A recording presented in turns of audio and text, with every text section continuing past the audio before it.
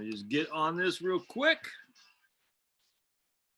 Well, I've taken it all. I've seen people fall. I'm the voice of experience, bitter and raw. I got too much around to let this appear.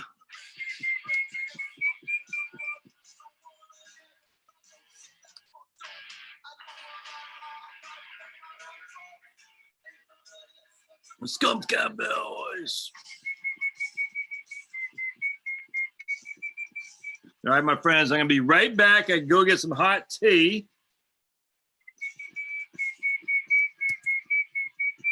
All right. I get the,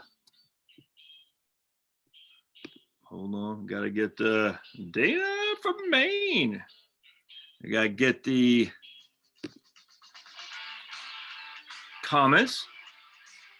Hold on a second, my friends. I got to run upstairs, get some hot tea because I've been banished again to the basement. Maddie's doing her homework in my office. Charlotte does her work in the office. I'm the one left with holding the wet bag. Jeez Louise, everybody. All right, hold on a second. There we go.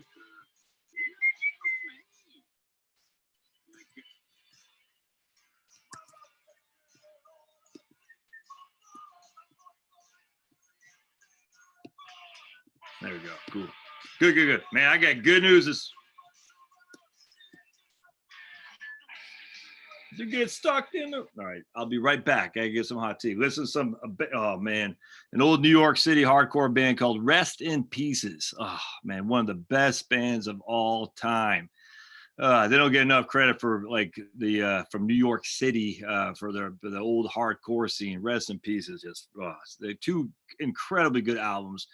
Both albums are incredibly different. One was just pure basic punkish hardcore or hardcore punk, and then the other was a little bit more, I don't even know how you say it, more rockish almost. And usually I don't like when bands go from heavy hardcore to more rockish, but for some reason this other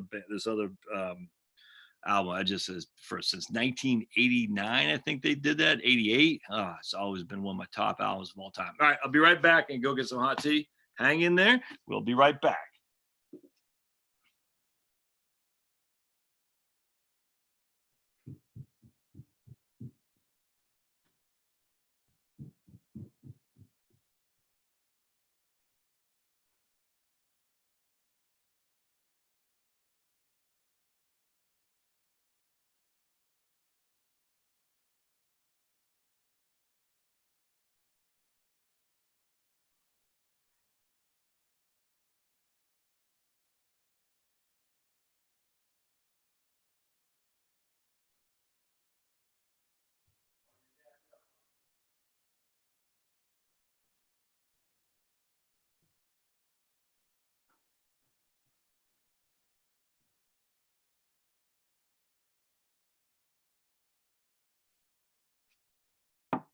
All right. We are back.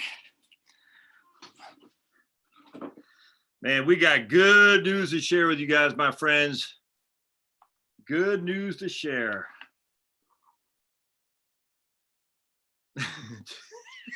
Jeff says I got a house full of, oh man, 3 women. I need this. Well, you definitely don't want to go off grid with 3 women with blow drying their hair and all that. My goodness, man. Jeez Louise. Using solar photovoltaic to hair dryers, not going to work. All right, so I should leave. Oh, speaking of Pablo, nope.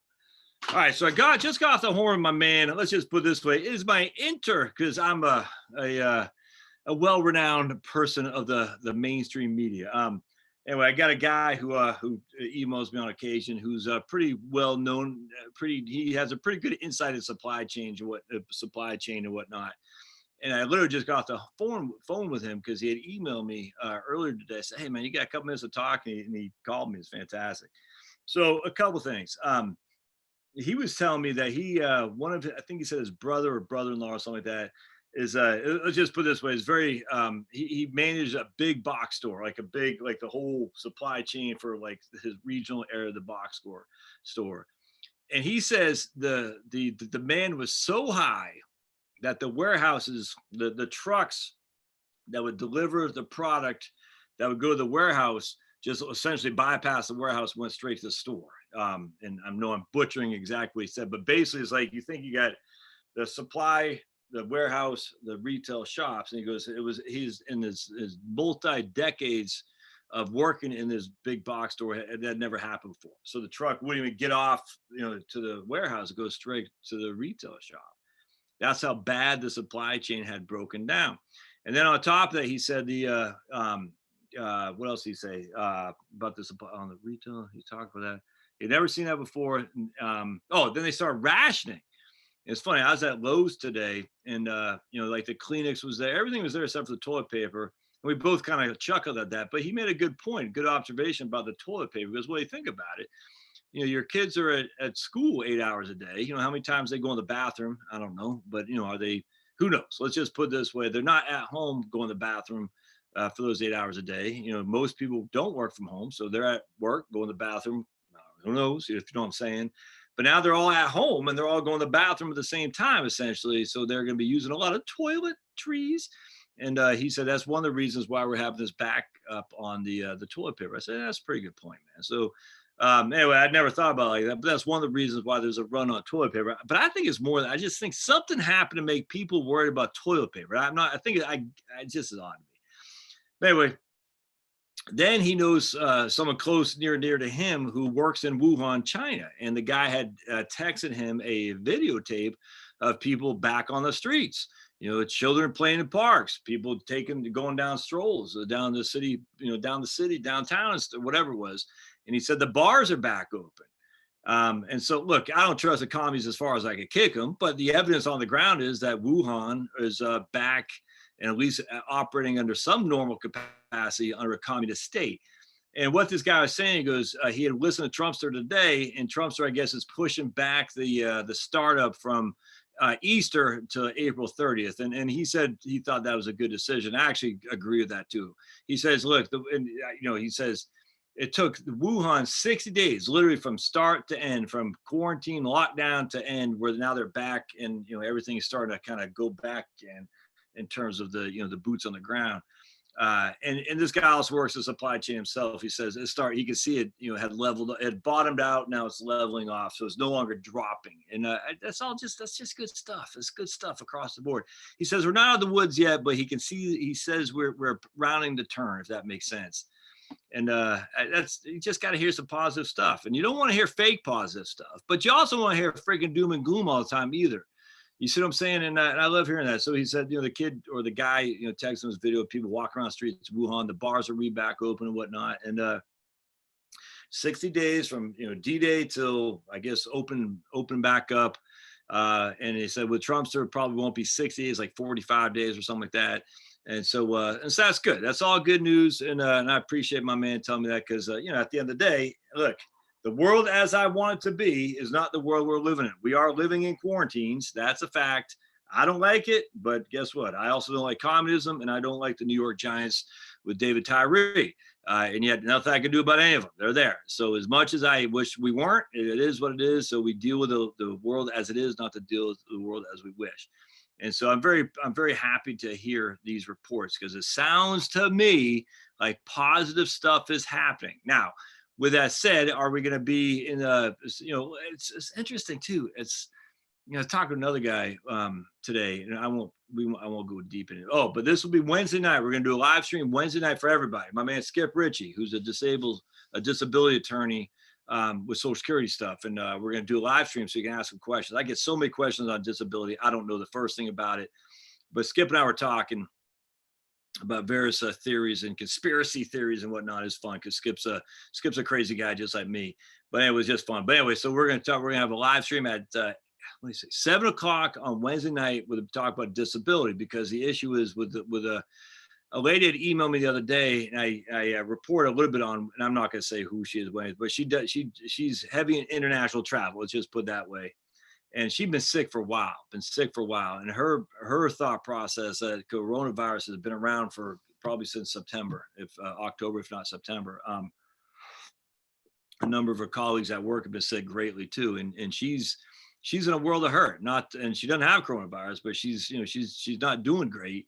And it kind of goes back to what my man, what Skip and I were talking about, which is why I said, let's do a live stream together.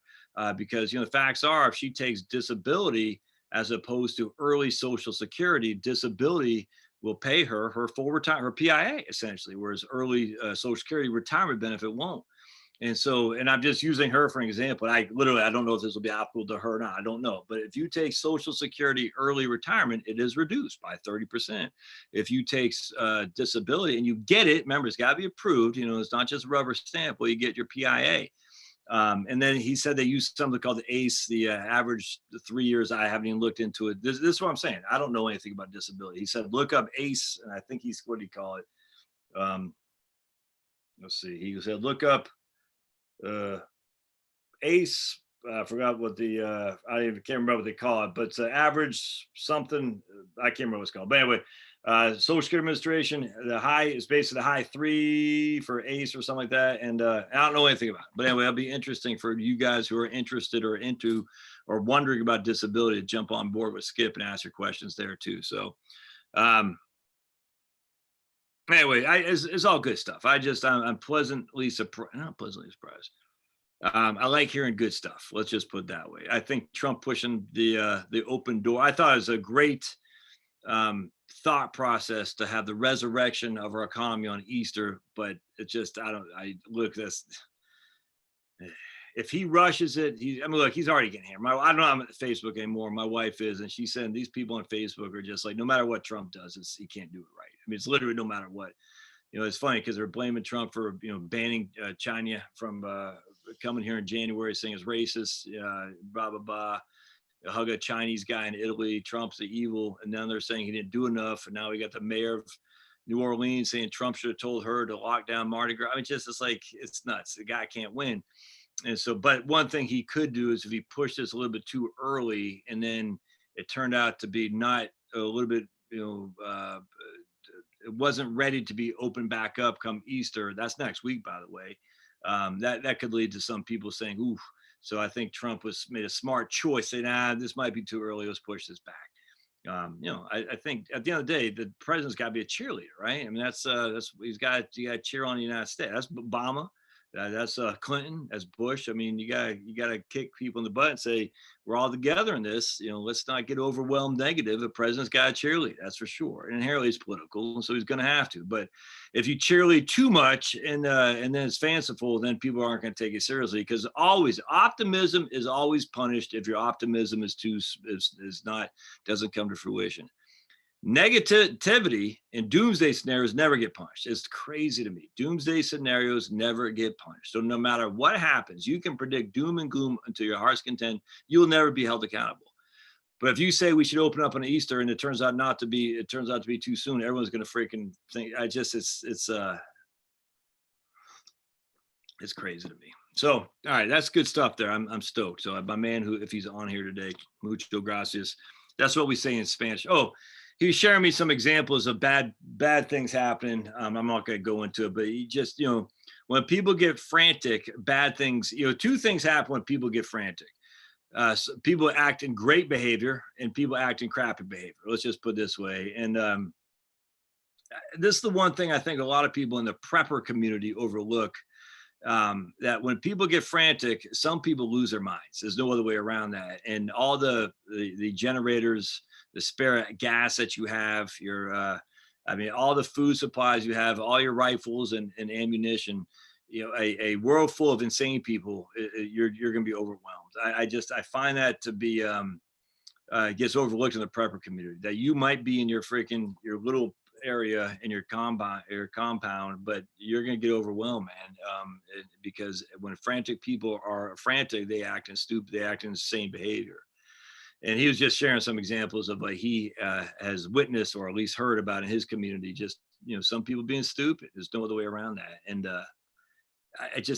you can't prepare. You don't know who's going to be stupid. You don't. But let's just put it this way: someone very near and dear to my heart, has a friend who's frantic. Let's just put it that way. And I'm just sitting there, I'm thinking, this is, and some people are addicted to fear porn. There's no other way around that. And I sit there in awe at the nonsense that's out there. It breaks my heart. It breaks my heart. But anyway, spring is here. Pollen is all over the place in South Georgia, North Georgia. I'm telling you, people are gonna be getting, like, I was listening to my man Clay Travis the other day. Any place in the South, you're gonna get a sore throat, you have cough and headaches or whatnot, and you're gonna think you have coronavirus when you actually just got allergies. Because in the deep South, trust me, it gets bad. You should see the pollen all over my back deck. In fact, it's funny. I was grilling some steaks last night. Pablo comes out there, his little paws, his cute little paws. You see the little paw print in the pollen on the deck. It's funny. Um, anyway, lastly, I just want to share a horrible story. I probably don't want to share it with you, but I don't know what it is, but I love turtles. Well, I love the turtles. Just always, I just love turtles. And I was walking Pablo today. This makes, oh my goodness, it kills me inside. And we're walking, and there's a little, you might know where I'm talking about, where I walk. There's a little kind of water. It's not even a lake. It's like a small pond, I suppose. It's a good sized pond. So we're walking down. There's a pond on the right hand side, and I see in the middle, Pablo's all sniffing and like sniffing on this red patch and the on the asphalt for where the road is. And I'm like, what the hell is he doing? And it looks. I said, that's like blood. I said, what happened? Did a deer get hit? But there's no carcass or anything. I don't know what it was. And but he's sniffing. I was like, come on, let's go on. So we go, and then he starts like yanking him. He's like, all right, Pablo's like, Scooby Dooby Doo with his nose leading the way, and he comes across as this freaking huge turtle, with his shell had been cracked, and he's blood on top of his back, and just his head sticking out. And I'm just, oh man, he obviously got ran over, but he's able to survive it enough to walk off the street. And you can see his eyes. He still had wetness in his eyes, so he wasn't dead, but he had this just blood stain on his back. God, it kills me. This is the second time I've seen that with these big turtles, and I don't know why that just hurts me deeply inside. And then the one time I was driving down my conference in Florida last month, 2 months ago, last month, I saw, Black Panther. I think it's Black Panther. Whatever those things are they have in Florida on the side of the road, dead. Just when they see, I don't know why, the teeth just out. I said, man, it's a beautiful animal, beautiful creature, and just you hate seeing these beautiful creatures just killed by automobiles. I mean, it has nothing to do with anything. Just it breaks my heart, man. I just sit there and I say my heart melts, or my heart bleeds, I guess, when I see just a big turtle. And he still had his head out. He wasn't dead yet. You could see he still had wetness in his eyes, and he had moved a little bit. He was able to get off the road. And I almost took a picture. I said, I'm not gonna. I told my wife, she was, don't tell me anymore. It just kills me. Just these big turtle. Like, how old is that guy? How long has he been around? How many, freaking pandemics has he witnessed? And just some guy. And I'm not saying the guy did it on purpose. I don't know. In fact, it looked like the guy tried to swerve to avoid him, because you can kind of see the tire tracks going off on the grass on the side of the road. It almost looks like he almost hit a spark plug out there. And I said, or a fire hydrant. And I said, so I don't know sure what happened, but just, man, just kills me. So anyway, I don't know why I had to share with that. It just happened like 2 hours ago. It broke my heart. But anyway, all right.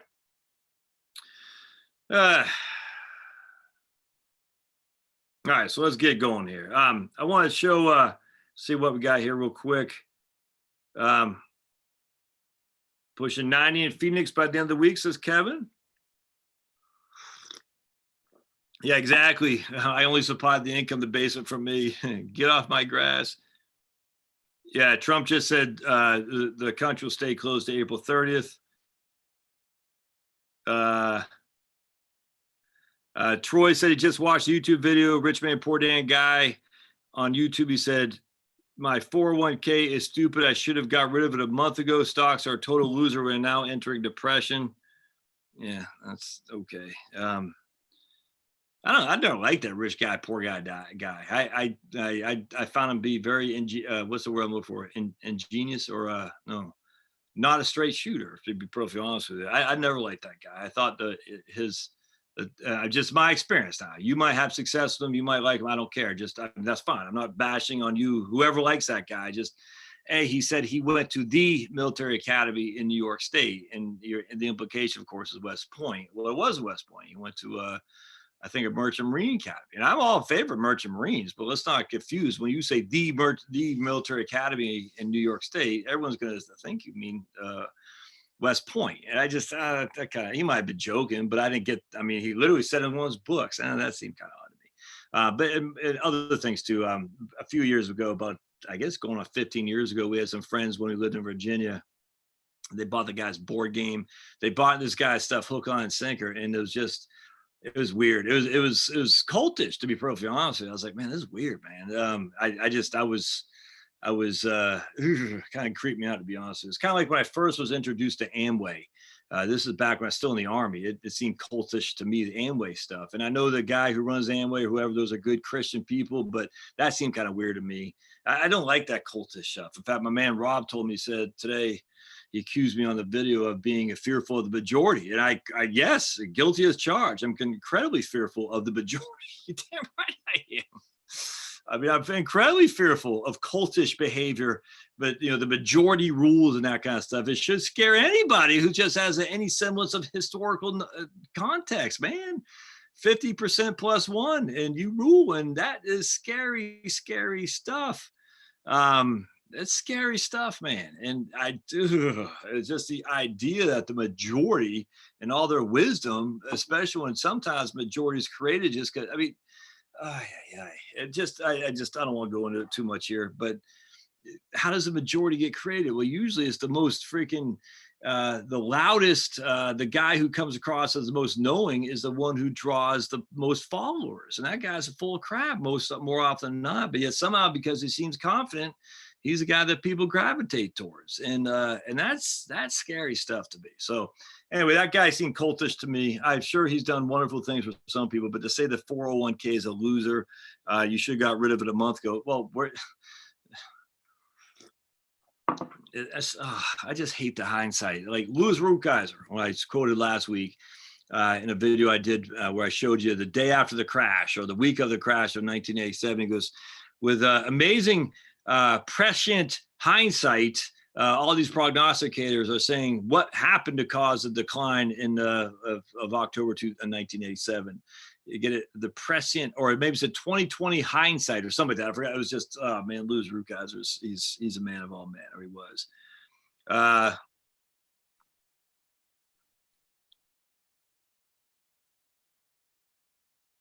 Rich Dad Poor Dad guy said, gold is God's money, much better than stocks. Any thoughts? I think they vinyl, they're on vinyl albums. I'm a fan of having gold, Troy. Absolutely. I get what he's saying. I mean, gold goes back to Abraham, for heaven's sake. I used to say gold goes back to Jesus until I started reading my Bible study. I don't have my books down here, where I recognize it's literally from the beginning of man's creation, for the Christian Bible or Hebrew Bible or Quran even. I mean, gold has value for 4,000 years. I think it's silly then gold is much better than stocks though. I mean, just where's the evidence of that? There's none. I mean, but I think having gold, and I have gold, and you should have gold for the zombie time. And I look, I'll share this story with you, my friends. I had a guy from Africa about 4 or 5 years ago. I've shared this with you before, but maybe you haven't heard this. And I do so many freaking videos, you'll never be able to follow them all. I'll never forget this. A guy in Africa, he was from Africa, and like Senegal, I think, or Uganda. I can't remember. Not Uganda. It was whatever there was. I can't remember. But anyway, Liberia. I forgot. Well, the commies were taken over. Maybe it was Liberia. Now I think about it. Anyway, the commies were taken over, and his dad owned some kind of business that was pretty successful. I can't remember what it was. And long story short, when the commies were coming, they had to flee because they were going to be put up against the wall like the commies do to everybody. Che Guevara. By the way, to this day, if you see a Colin Kaepernick and you think that he cares about black people, ask him why Che Guevara killed black people. Che Guevara hated black people. Just ask Colin Kaepernick. You love Cuba, you love Castro. Why do they hate black people in Cuba? Huh? Freaking scum. I cannot stand that guy. Look, being ignorant is one thing, but peddling your ignorance as if you're freaking as if you're so righteous, that's just this ticks me off. Well, anyway, so the commies are coming, financed, of course, by white Russians. White Russians get it because the Russians finance all the communist revolutionaries for sure. And this guy, native of his land, I will just say it's Liberia. I don't remember for sure, but he had a business. He's employing people. He was making money, and they were coming, and they fled. And I remember him telling me this. This is his son now. I said, "Well, how'd you get out?" He goes, "My dad had gold coins, and he had to pay some guy by like punishment of death that they got caught. I can't remember what it was, but it was a scary time. They had to pay him to take his boat either off the land or through the river or something like that. I can't remember what it was, but he had to pay him to escape the commie tyrants that were coming. You know what I'm saying? The mobs. And he had to use gold. They weren't going to take dollar bills. They weren't going to take stocks. They weren't going to take certificates. They weren't going to take ETFs. They were going to take gold. That was it. They took gold. And long story short, they found their way through Miami, and then they went back to New York, or they went up to New York, and I can't remember. And they found all that. They had nothing. You know, the typical story of coming to America, because we are here to accept you, when you know, because we want freedom. We want you to come here and be free. We do not want you to come here and get our welfare benefits. We want you to come here and be free to do what you're put on this world to do, which is live the life you want. Anyway, so he gets to America. He got through, I almost want to say they made it to Brazil, then they went to Miami. I might be confusing somebody else there, but either way, they went through Miami. I remember that for a fact. And then they made it to New York. I can't remember how or why they got to New York. I said, how? And he said, we just, you know, basically we had my mom's suitcase. My mom had a suitcase of stuff, and we had gold. My dad always kept gold, and we were able to get into New York. And long story short, so the son, watching his dad's entrepreneur skills, open up he did his own business, so textiles, I think initially. I can't remember what, I literally don't remember. I just remember he did some kind of, business that, you don't go to college to learn, if that makes sense. You know what I'm saying? And he was very successful, and he went back to Miami as, when he got old enough to retire, essentially, because, his dad died, and he was able to do his own business, move to Miami. And we talked about holding gold. He goes, I keep a lot of gold. And he asked me what I thought about it. I said, dude, I all for that. And he said, oh, I'm glad you thought that, because let me tell you my story. It's just, it was fantastic. I loved hearing that. So it's biblical, A. B, it has value when everything else is down. As compared to stocks, though, Troy, gold isn't a growth stock. Gold doesn't give you dividends. There's no benefit of gold other than, I'm not going to say a store of value. There's no evidence of that whatsoever. But at the end of the day, gold has been universally accepted for 4,000 years. Not likely that ever stops, that's for sure. So I'm all about it. I think owning 5% of your assets, your liquid net worth, not your assets, because the assets are your home, but your liquid net worth in gold bullion absolutely makes sense. It's silly to say gold has done better than stocks. That's stupid. I mean, I hate to say that's just dumb. Yeah, no, Rob, doom and gloom sells. I mean, that's just fact, man. I mean, if it bleeds, it leads. That's all there is to it. But it's because us. It's because us. Doom and gloom sells.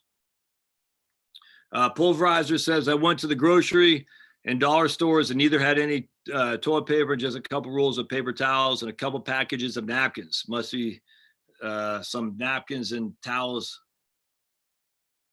David Tyree, remember him, Rob? Mario Manningham and David Tyree. No more Brady with Pats. I know, man. I know. Down in Tampa. Just talking to a New York Giants fan, born and raised in New York, who lives down that neck of the woods. I said, now you can finally root for Tom Brady because he's with the Bucks. I hope Tom Brady does well. I got sneaky suspicion he probably won't, but I hope he does well.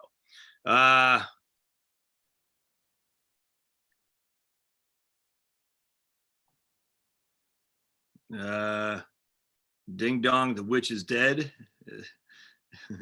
The environmentalists would need to ban toilet paper. That's right. Remember that? When that lady said use one swipe, some singer, she was saying when you wipe, use one square. Who? Cheryl something? Cheryl, was that her name? Cheryl Crow, was that her? One of those weird singers. Use one wipe. Like, dude, the amount of Mexican food I eat, one wipe, and that's just an appetizer, lady. What are you talking about? Doing fine in the queue. Anchorage, Alaska. I hope you're doing okay up there, Airborne Misfit. I don't know if you're being facetious in a comment you made the other day, but that was somewhat concerning to me. Brada says,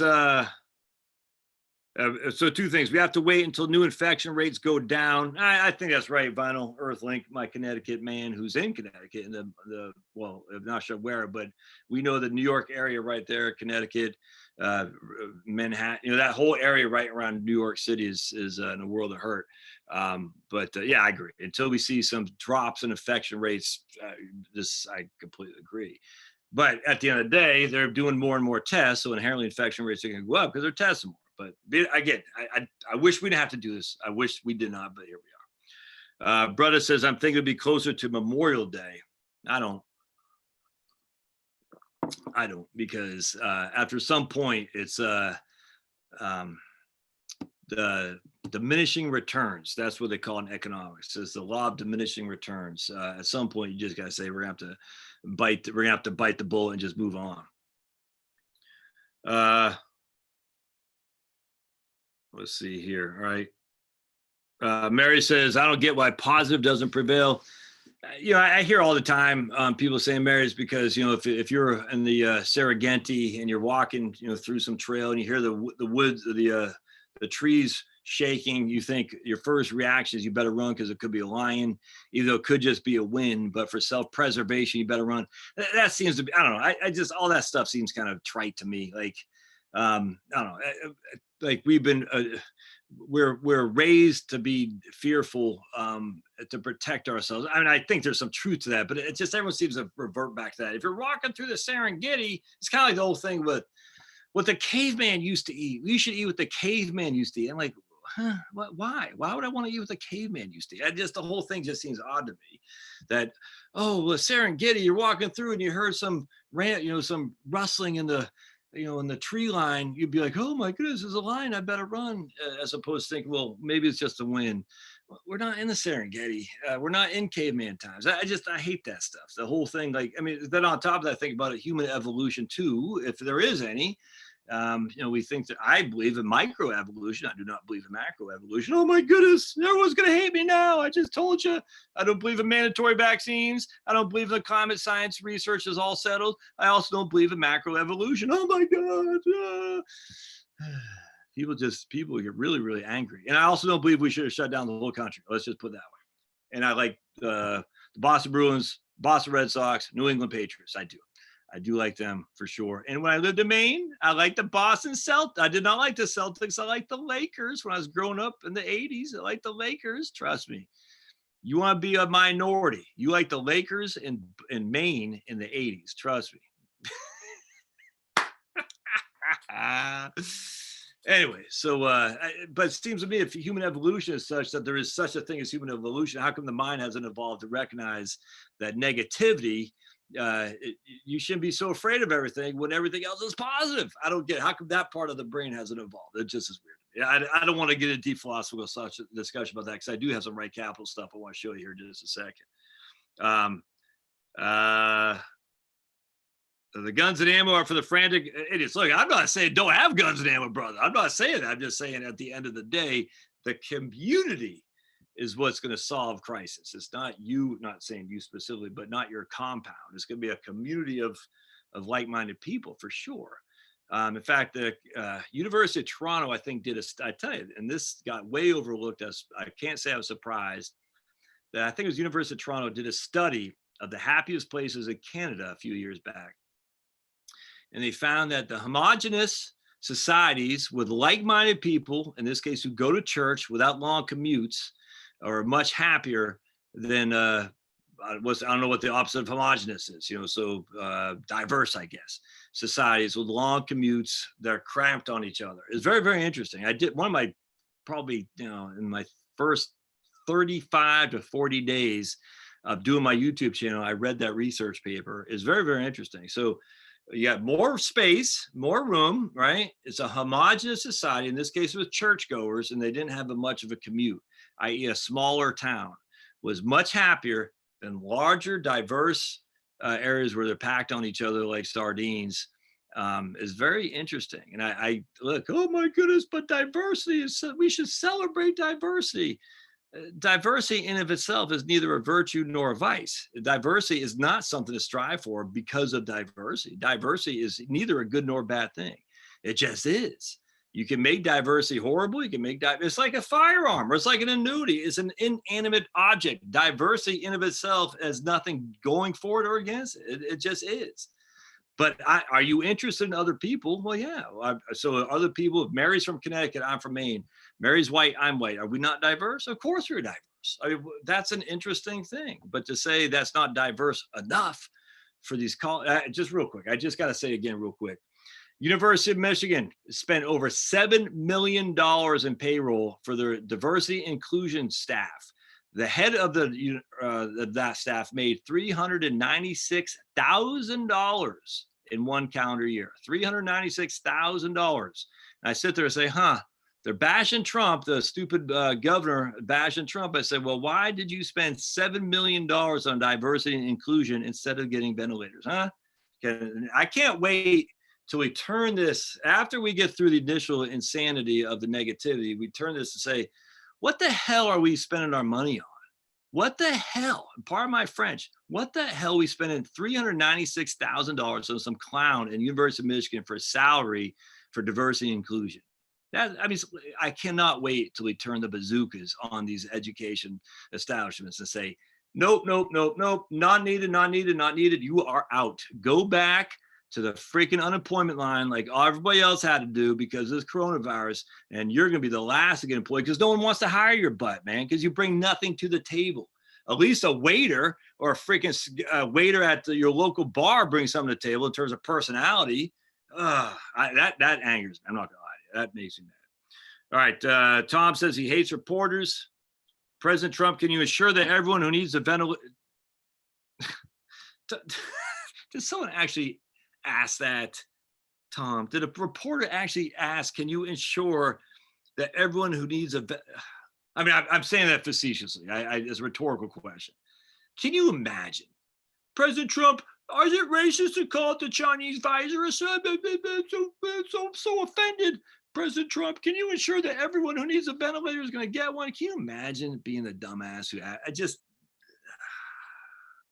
look, man, I'll tell you at the end of the day, what's his name? Ben Rhodes, Obama's guy, who's a clown himself, but he said reporters are stupid. They're 27-year-old know-nothings. I mean, that's literally what they are. They're dumb. They're just not that bright people.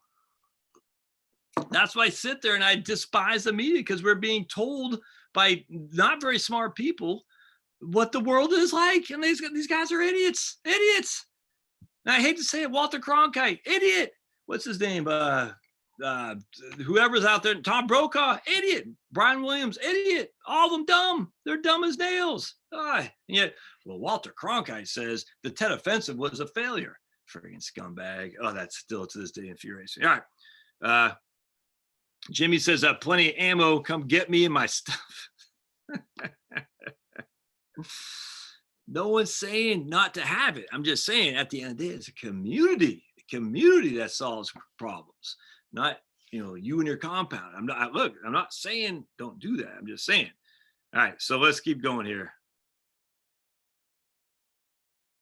We'll come back to this. I want to share with you something here. So we're going to go to share screen. So let me,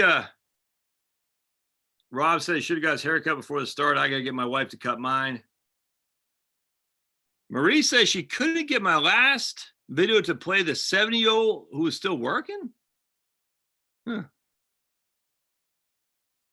Not sure why that is. All right. So let's, oh boy. Tom, is John being a fool here? Oh, God. Thanks, Tom, for deleting that. Old John says the virus is only a Dem hoax, right, Dr. Josh? Just come on, man. Just bring something new to the table. I'm begging you, liberals, just bring something new. Come on, that's just so boring. All right.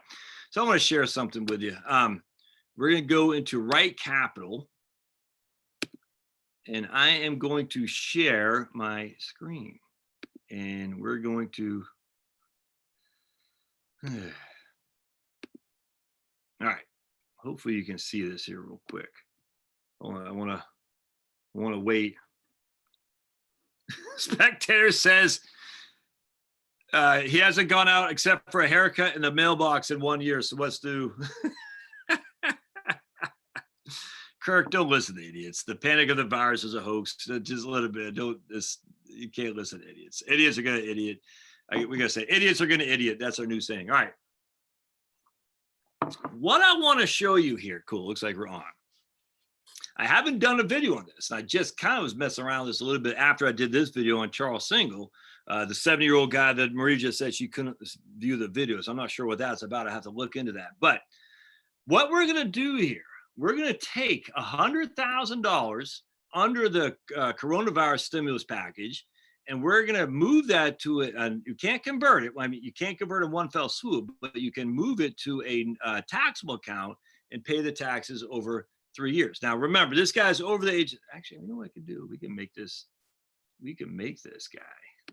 Let's do this. Let's make this guy, instead of, we're going to make him, we're going to make him not 69. We'll make him, we'll say he's born in 1965. All right, so he is under the age of 59. All right, and now we're just don't get the post 55 thing. Don't worry about that. So what we're doing here is we're gonna go to his net worth, and we're gonna say he's got this investment right here. That's his taxable account. Now it was in, and we're just gonna say it's the total stock market index. We want to make sure it's still, yeah, okay, cool. So we're going to say it's $100,000, and look, it's just $100,000. Pretend that's $100,000. We're just going to say that. And he's moving the total stock market index, and you can do this too. All you got to do is go like this. You can say 401k, and right there, and you can name whatever you want. You can name it, freaking call me suck account if you want. You can name whatever you want. But I'm just saying it's a taxable account because we're going to take it from the taxable account. Now for the IRA, 401k, for the qualified account, and we're going to move it to a taxable account. All we're doing is we're just taking it from point A to point B. And any custodian should be able to do that. A custodian is the people who actually hold your money, my friends. Anyone should be able to do that without having to sell. I get so many people upset. It seems like you selling that would be stupid. That literally makes no sense. A custodian should be able to do an in-kind transfer, just like they do with Roth conversions. I'm just telling you, just like they do with IRA, RMDs, required minimum distributions. It doesn't have to be sold, but if you have to, all right, what to do? Buy it back whenever it shows up as cash the next day or 2 days from now. It's no big deal. You might miss a day on the upside. You might miss a day on the downside. I don't care. Just people get really, really up in arms about just simple stuff. It's crazy. All right. So all we're doing is here. We had it in an IRA, 401k. It matters not. We're moving it to a taxable account because my man, what's his name here? Charles is affected. And somehow, remember, there are limitations. You can't just wake up one day and say, I'm affected, I'm going to take it. If you ever get audited, you're going to have to show you have a loss of income, a loss of hours worked. Something hurt you financially where you needed this to happen. I don't know no one knows what it is. I'm just saying, as always, if you ever get audited, be prepared to justify why you did it. All right. So now what we're going to do, so now that's a $100,000 distribution from his IRA to his taxable account. You can't do it to a Roth in one fell swoop. You got to do it in increments. Like that hasn't changed. Now what we're going to do, we're going to say he has income, and we're going to say he's got IRA distributions for COVID, but we're going to spread that over 3 years. In fact, what I need to do is spread that to next year and then that year. All right. So what we're doing here is we're saying, okay, so we're going to do the distribution, the $100,000 right now. Let's say March. Tomorrow will be March 30th. 30 days of September, April, June. So it's the next to last day in March. We're going to put $100,000. We're moving it over, and we're not going to pay tax until the end of next year. Actually, I do think I want to do 20. How do I want to do that? I will just do 2020. Let's just do that. And I literally have no idea what this is going to look like. All right, so we are going to do it 2020 because we pay the tax. We're going to pay the tax in 2021. I think I am going to do it 2021. Let's see what it looks like on the 1040. All right. So anyway, bear with me. So we're spreading the tax over 3 years, 2021, 2022, 2023. And we're calling it as interest. It's not earned income because earned income would imply it has a FICA tax on it. We don't want that. I guess we could make it earned income and make it. Does it allow us to say no? No, it doesn't. Don't want to do earned income. There's a place in here you can make it earned income and have it free from Social Security. We don't want that. So we're just saying, but we don't want it to be earned income and have FICA tax. We don't, and I guess you could say short-term capital gain. I don't want that either. I want it to be interest, because remember, interest income is always OI, ordinary income. So you don't want it to be Social Security. You don't want tax-free. You don't want a dividend. You want interest income because it will be always OI. You could still say short-term capital gain, but I'm just using interest here. All right, so let's see what we're looking at here. So I'm just going to crunch the numbers, and we're going to look at what he's looking like later on. Now, remember, he is single, so he's only got one standard deduction and all that. So we're just going to take a gander.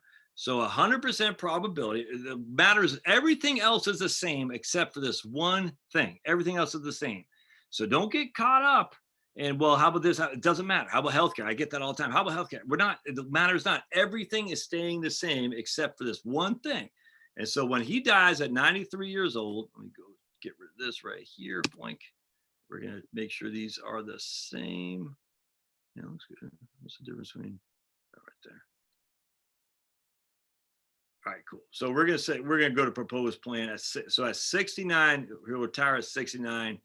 We'll go to propose. It'll be 2.419 million when he dies. That'll be the median amount of liquid assets at his death, 2.419 million. We're going to look at a couple things. And we're going to look at the accounts and see what the ending balance. So we got his 401k, he got his taxable account. All right, taxable account, 401k. We'll see what and he's got a Roth. Just all I care about is the difference between these two accounts. So let's just look down. When he dies, his taxable account will be worth 6.108 million. All right, and then his 401k is worth 1.022 million. Now you might be saying, well, that's a big difference between what it showed before. Well, if we go back to analysis, and this is something important to understand too. If we go to, we're doing it today. Actually, let's just see. I hate to do today's dollars, future dollars. Yeah, let's just do today's dollars. All right, so cash flows. Hold on just a second here. Can I make this? Geez Louise. All right, so we're just going to go. I guess we have to change it. We can't do inflated today's dollars in this table. All right, so let's just make it future dollars. So let me scratch that. All right, so we got future dollars. He's got 6.182 million. All right, and of which and then this is just the median. All right, so that's the median, 6.182 million. That's the median liquid net worth when he dies. If we go to confidence, you'll see that's the median right there, 6.182. So when he dies, his median liquid assets are 6.182 million. I don't care about anything else in here. Just don't get caught up in how much he's put in. It doesn't matter. We're just trying to compare this one thing and one thing only. So 6.182 million. All right, good. So that's the median. Now, if we go to the cash flows and we look at accounts, net worth, account value at the end of the ending balance, you'll see it's not quite, it's a little bit more than 6.182 million.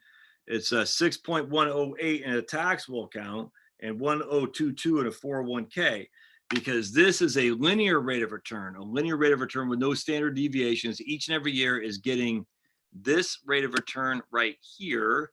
Your average is getting 5.5 each and every year. And this is not factored. Standard deviations are not factored. Just get 5.5% each and every year, just a linear rate of return. The other one, this one right here, is a Monte Carlo. I mean, it's literally running thousands of different iterations, and they have a confidence level based on standard deviation and your average rate of return. And that's why the difference is, in case you didn't know that. All right, so in this case, he dies with 6.182 million on a linear rate of return, of which median, excuse me, and 6.18 million is in a taxable account, and then 1.022 million is in a 401k. The taxable account, though, remember the taxable account transfers tax-free. So when I say taxable, it's a brokerage account. It's a brokerage account, but it transfers tax-free to the heirs because of the step-up in basis rules. The 1.022 million, though, is taxable, and we're going to say it's taxable at 25%. So we're going to take 25% off that 1.002 million. So 1.022 minus 25%, which leaves us $766,000. So after taxes, he will leave 1.6.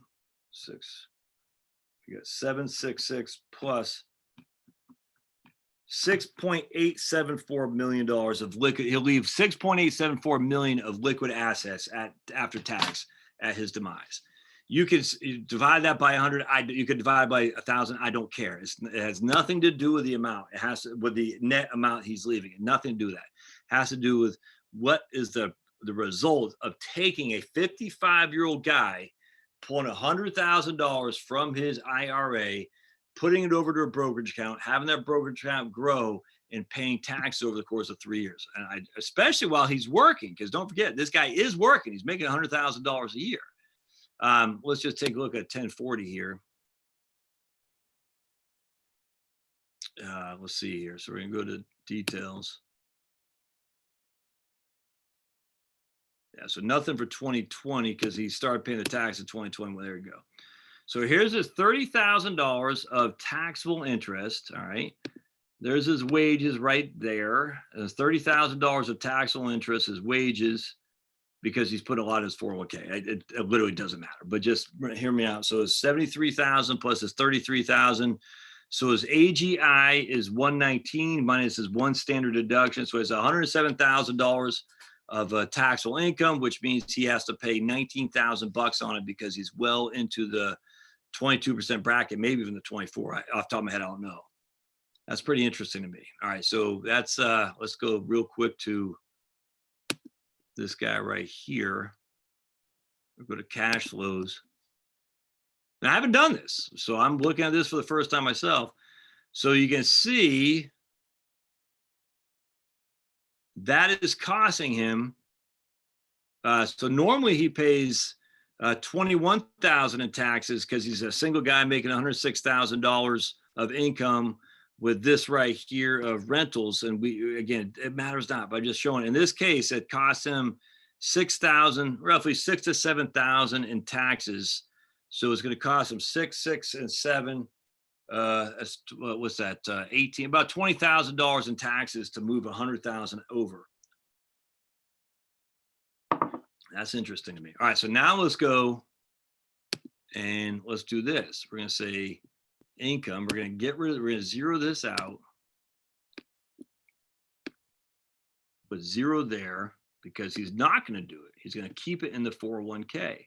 We're going to go to net worth and we're going to go down here and we're going to go to this guy that right there. And we're going to put that into, we'll just say an IRA. Let's just leave it like that.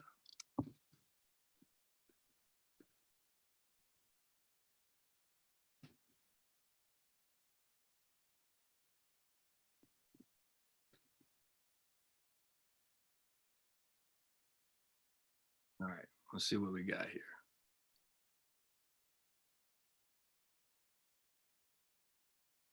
Hold on just a second.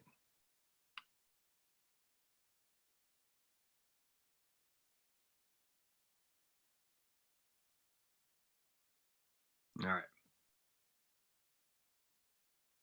So now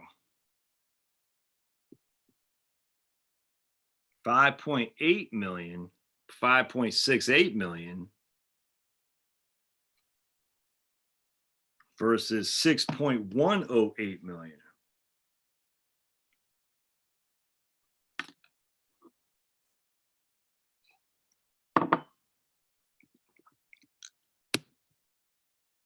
That's interesting to me.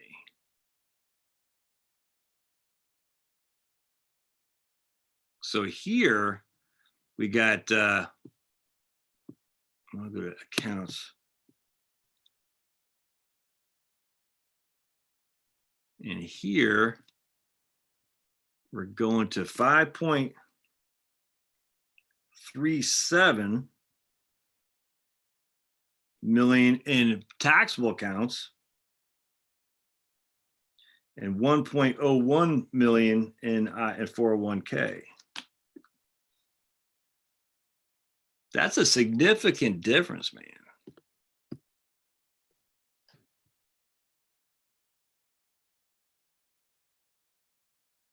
That's I mean,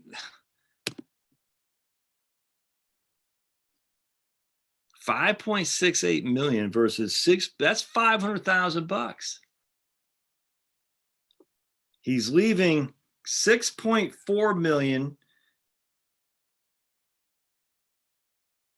That's even more than that.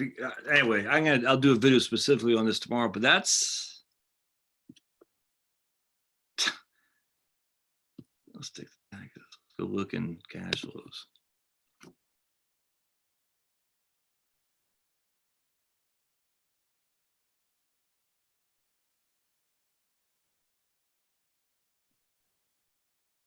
Tax. So here he's only paying 19,000, whereas, so again, it's kind of cost him $20,000 more in tax on the front end to potentially leave 500,000 more tax free. And just when I say leave it, that's also money you can live on. Anyway, more to come on. Let's see what you guys think.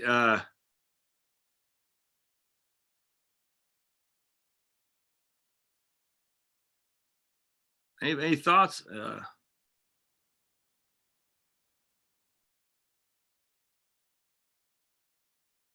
don't see anything. All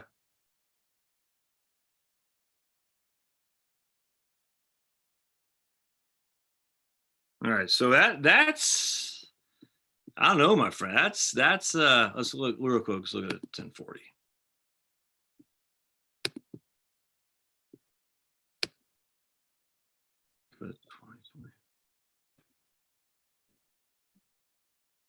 And here's, because he doesn't have any taxable interest at all, it says income is just his income. He's got some capital gains, but actually, anyway. All right, so let's get at this. I got to dive into some tomorrow. That's there could be some significant benefits to this, that's for sure. So we'll stop the share. Huh. All right, so let's see here.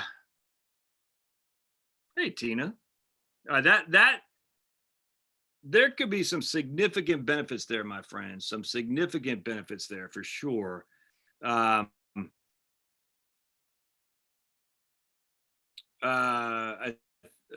Steve, don't worry about it. I'm gonna do a video on it tomorrow. All right. So my man Florida Flash says, I think another key is that the 100K could be invested now when the market is down. Well, they're both being invested now when the market is down. I mean, nothing has changed in terms of that.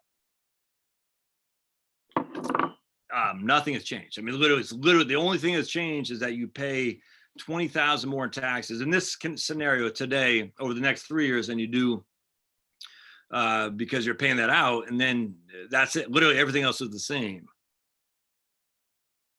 Doug, Massachusetts. Also keep your Medicare costs down too, man. Yeah, that's right, Jimmy, because now it's on the Medicare. I mean, now it's on the IRA, so you're minimizing your RMDs. Yeah, so tomorrow we'll look at the cost of Medicare, how much the RMDs are going to be. I'll get a more realistic example of a guy or a lady. We'll use, I'll use someone maybe 53 who's not making that kind of money, doesn't have that kind of rental income. This could be phenomenal. Dan says time in the market over the next 2 months will be difficult. I completely agree. I'm not sure, I'm not sure if you're thinking this is time in the market. I don't think it's time in the market. I think it's actually tax planning, frankly. But man, it's all right. So Sergio says, do you pay tax now, or would you rather buy into a tax or brokerage account to start your asset allocation bucket? I would rather buy into. I mean, that's what I'm doing, Sergio. So I'm contributing. I could easily do a SEP. I don't want to. I want all that money in my tax or brokerage account. But if I got a match, I would take advantage of the match. I mean, it'd be stupid not to take advantage of the match. But for me, I'm just buying into a VBK. That's literally what I'm buying into. VBK. That doesn't mean you should. I'm buying in that because I am willing to pay more taxes today to get the government off my back in the future. I think that's just for me. I think that's ultimately the way to go. I don't like lingering stuff. I hate anything on lingers. I hate it. I hate lingering financial planning clients. I hate lingering just anything. I like getting it done. It's maybe a little bit OCD on my part, but the biggest lingering event that you're going to have is the taxes. How much tax you have to pay. What the hell was that? Harry says bottom in market is not in. I kind of agree with that, to be honest. Well, I don't know. I don't know if I agree. It's going to go back to, was it S&P was at what, 2,200 at one point? I don't know if I agree with that, Harry. Well, who knows? I have no idea. I have no idea. I vacillate, go back and forth.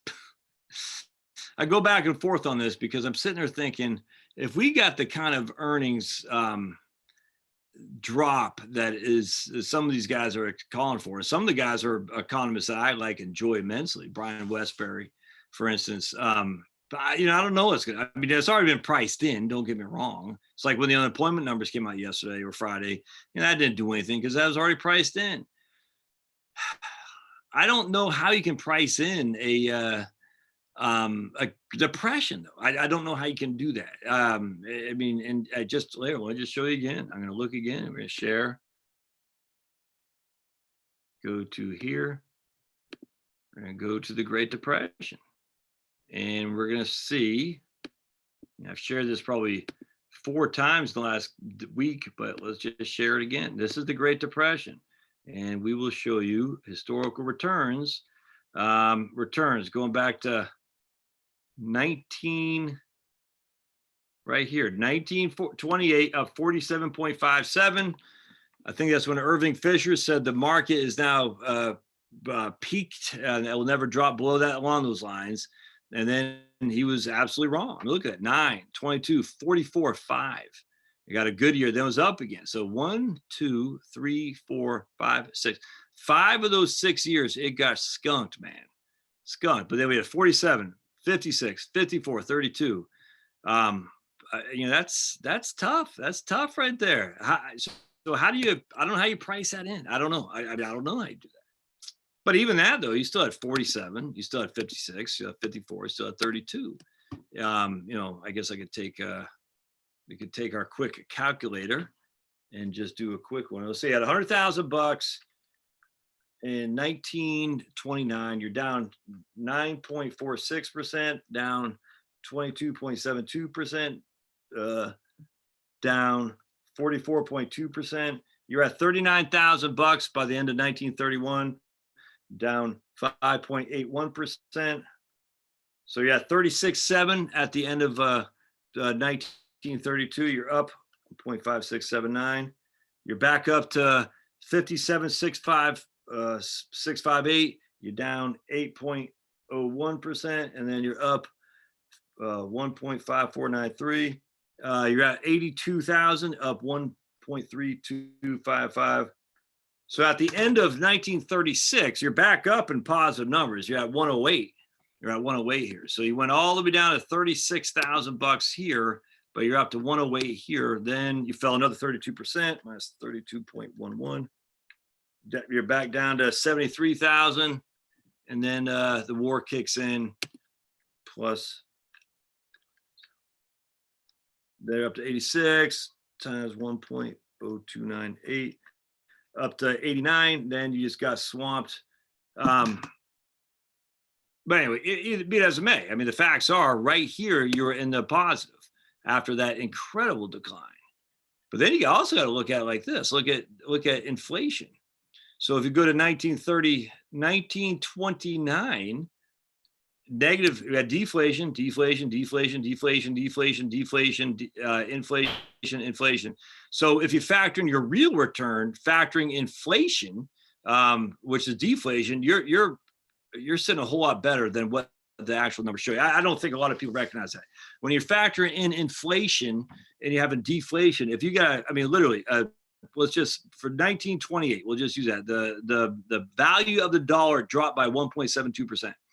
So you made in 1928, your stocks were up 47.57. Well, that's actually more than that. You actually 47.57 plus 1.72%. You made 49.29%. because the price of the dollar dropped. That means every dollar you had was worth more the very next year. Now, when you factor in inflation relative to the returns, you did certainly a whole lot better than I think anyone's actually shown. But maybe I'll do a video on that some other time, but I'm not going to do it today. Anyway, that's interesting to me. And of course, the idea of no dividends, just real quick, I got this. Look, 1871, 15.64 with dividends, 9.46 without, just FYI. All right, so a lot to chomp on there. I'm just kind of thinking out loud here. So anyway, are we near the bottom? I have no idea. I have no idea. Well, what's the, let me just bear with me just a second. Let's go to VBK. VBK did a video on this morning. I was walking old Pablo. All right, so yeah, VBK small cap growth fund still has a PE ratio of 30.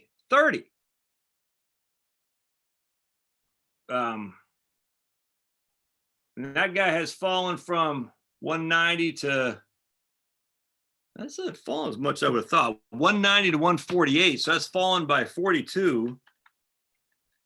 It's only fallen 22%, small cap growth fund. I would have thought that'd fall more than that.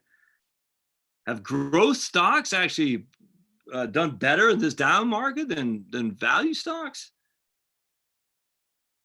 That seems odd to me. That's just, I don't know. That's weird. All right.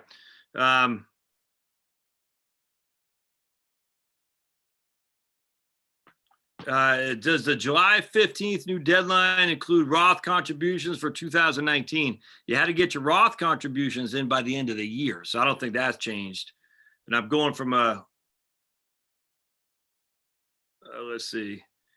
You only have to add 33,000 AGI each year. It'll help you and still do Roth conversions and not reach IRMA limits. That's right, man. I think that's 100% right, Jimmy. Let's get back. Great Depression sequel now. I don't think so. I personally don't think so. Could I be wrong? Sure. I just don't think so. I mean, I don't know. I think at the end of the day, we'll be sitting there thinking this is probably a good buying opportunity, but you certainly could be wrong. Absolutely.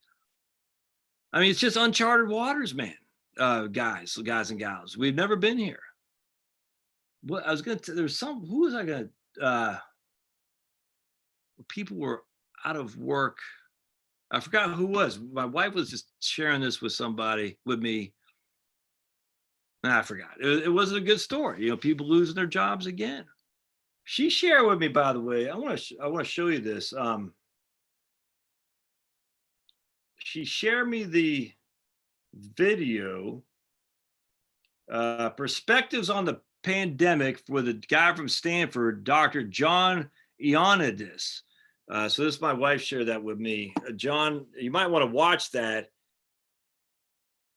And this guy basically is a lot more diplomatic than me, but he's a real doc. I'm not. And of course, we say it's a hoax. Why do people believe that? It's just weird. Why, Trump never says a hoax. I never says a hoax. I said, we don't shut down the freaking entire economy because of numbers that are just pulled out of these guys' butts that are disputed from other academics and researchers, scientists and doctors. It's insane. It's insane.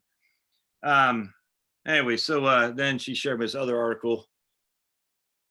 We would like to apologize for ruining your life, America, says Andrew Cuomo. He didn't really say that, but I want to read that. That's from that was from the American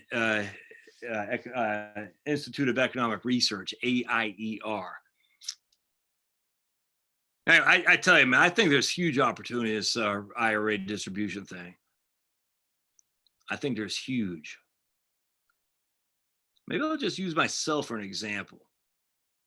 I'm even going to say I made $150,000. I'll do a video tomorrow. Say I made $150,000. I'm going to take 100,000 out of my IRA, put in VBK, and say 33,000 a year for income. I'm 49. I'll pay my first tax on that when I'm 50, 51, 52, and I'll never have any IRA money ever again. It'll all be forever in brokerage accounts. Yeah, interesting. We got to think on this. Anyway, let's keep on. All right, so let me go up a little bit. Probably missed some stuff here.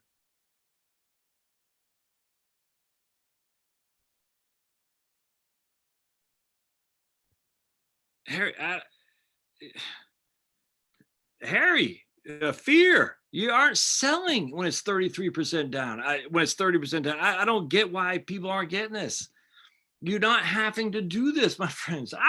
What I can't understand this why everyone keeps thinking you're selling it. You're not. You're doing a transfer in kind. You have 100 shares of VTV in a broker, in an IRA. You have 100 shares now in a non-IRA.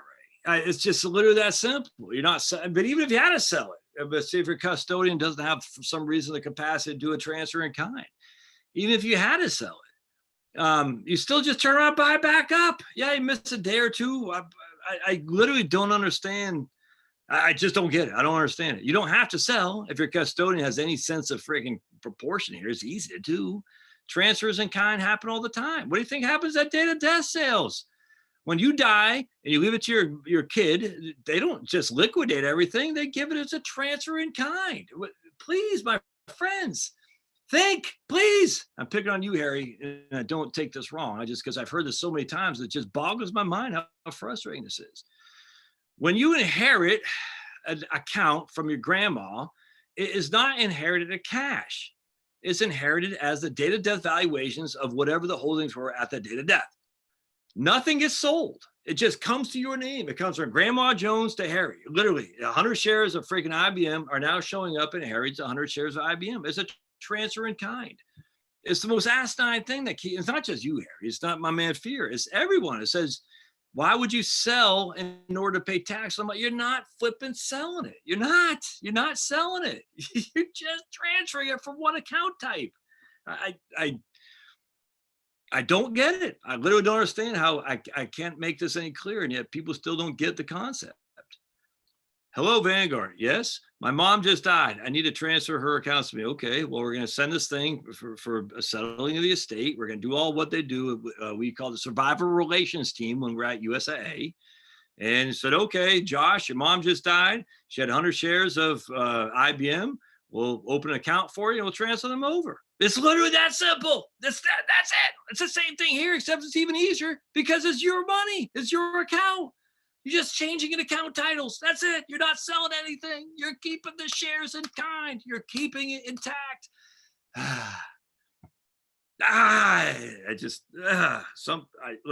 Harry's a good guy, a good commenter. It caught me.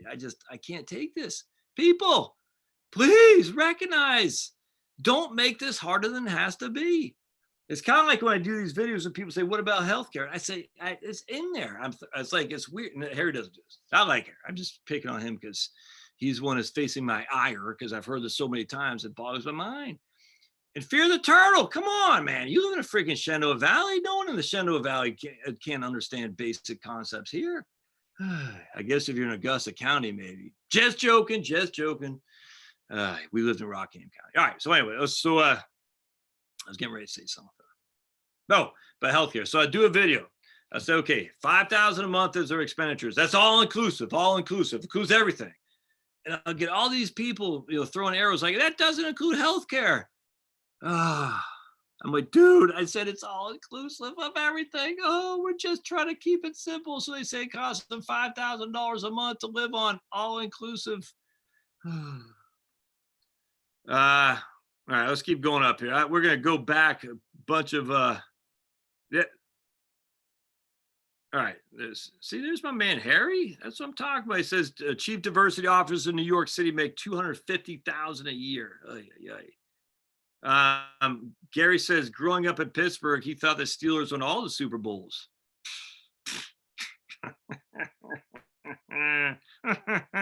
Only when the refs give the immaculate reception.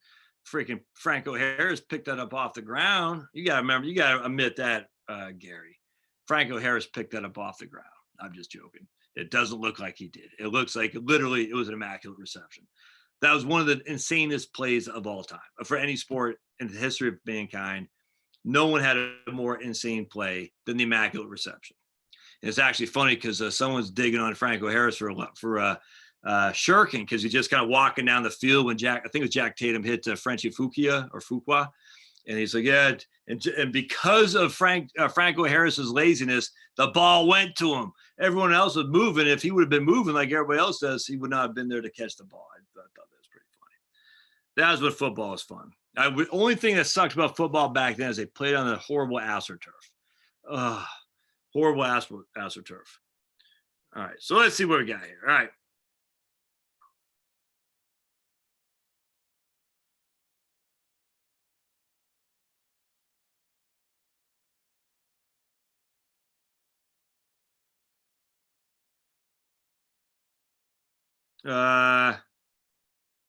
Let's see. Western Montana is forest, Yellowstone Glacier. Eastern Montana is plains. Eastern Montana more conservative. Yeah, Western Montana is dominated by the rich liberals. Exactly. Ted Turner. I think Kevin Costner. I don't think he was necessarily a liberal, but he's certainly a Hollywood elite. They all had ranches out that way. The COVID modelers are the same people who do the climate change modelers. There's actually an article on that, right? I think I got it here still.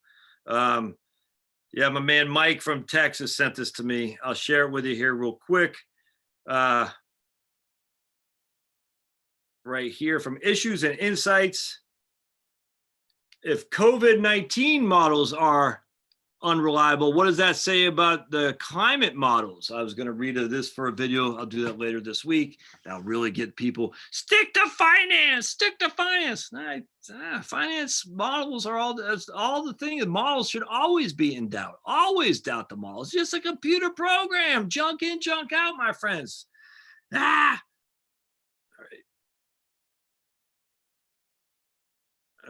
Not John Prine. No, is he sick? I love John Prine, man. John Prine, huge fan of John Prine. Let's hear a song by John Prine. The Flags in Heaven. What was it? Hold on just a second. John Prine. To Illegal Smile. Oh, what a good song. It's such a good song. John Prine, Illegal Smile. This morning, things were looking bad. Seemed like total silence was the only thing I had. Bowl of oatmeal tried to stare Listen, me one second. down, and one. It was 12 o'clock before I realized I was having no fun.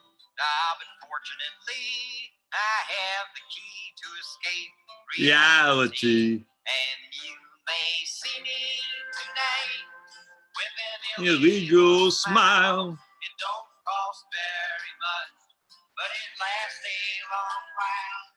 You please tell the band I didn't kill anyone. No, I'm just trying to. He says they ran out of Flags in Heaven or something. I forgot. It was such a good song. John Prine. He's such a good. I gotta find the song. 1 second. Sam Stone's good song. I'm not gonna be able to find it. Dag nabbit. Anyway, listen to John Prine. He's good.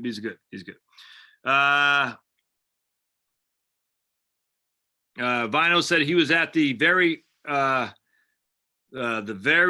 edge of Fairfield County. I think that's where my friend Mary lives.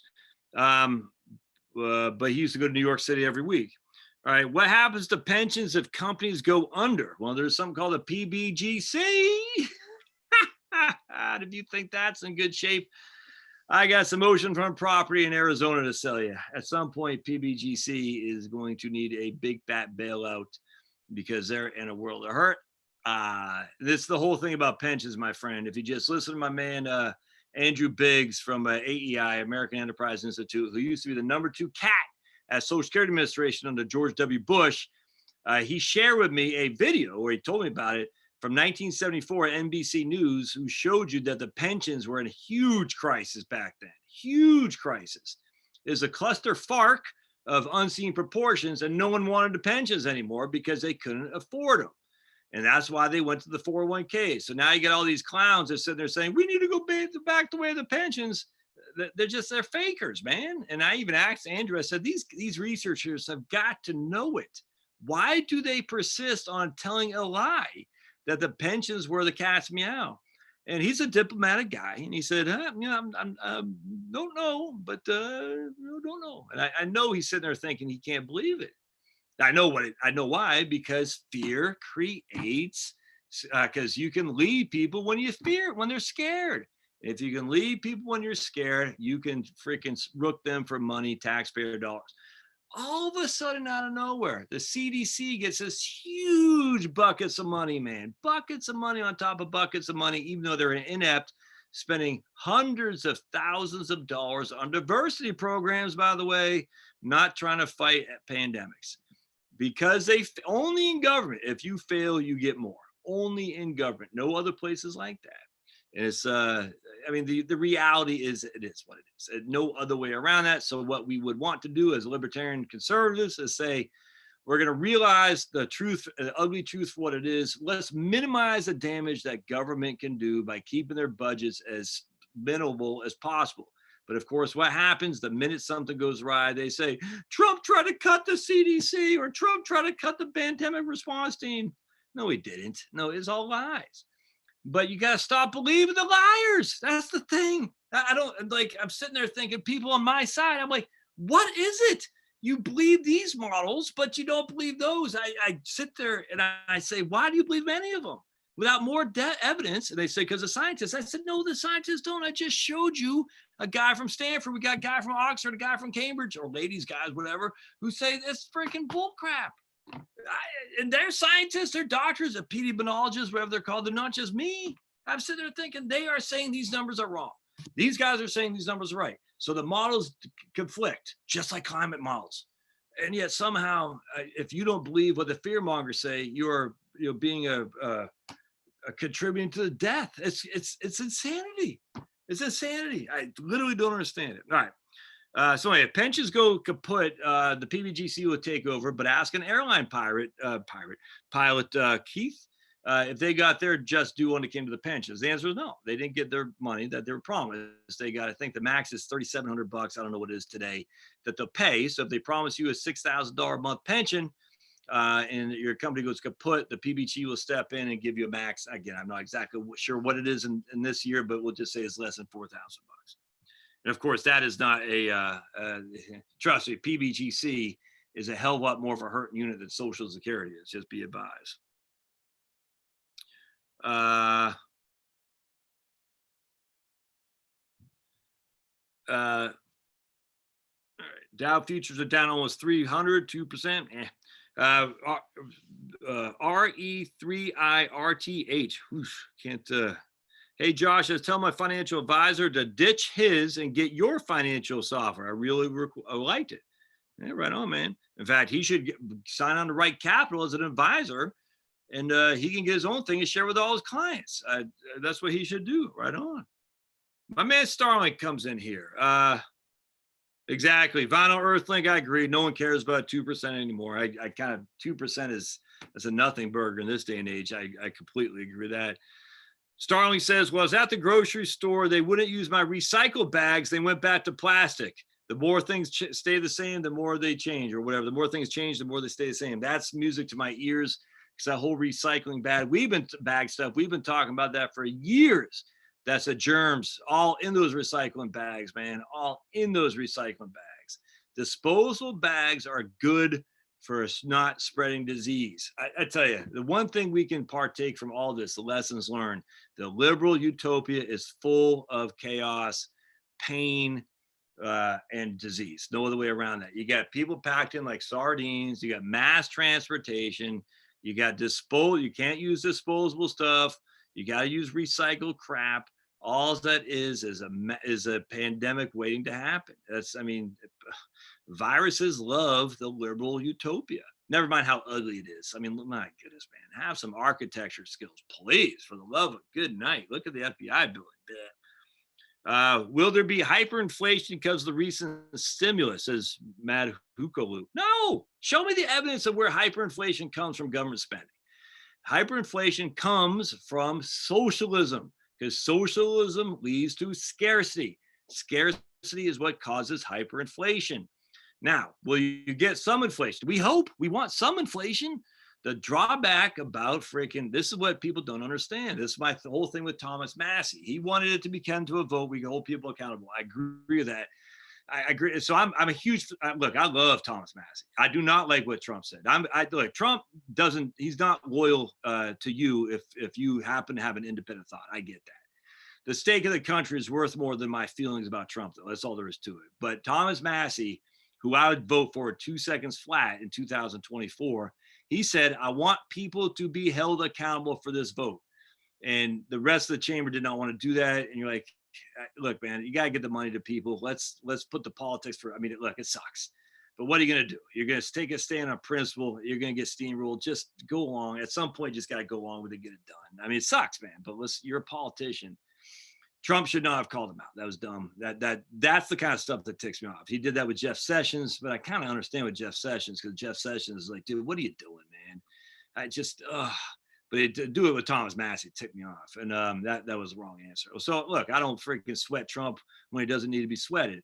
At the end of the day, the country's at stake here, and if that's all there is to it. We got to get money in people's hands. So do something on a conservative basis next time, but this time just hold your ammo and hold your powder and keep it dry.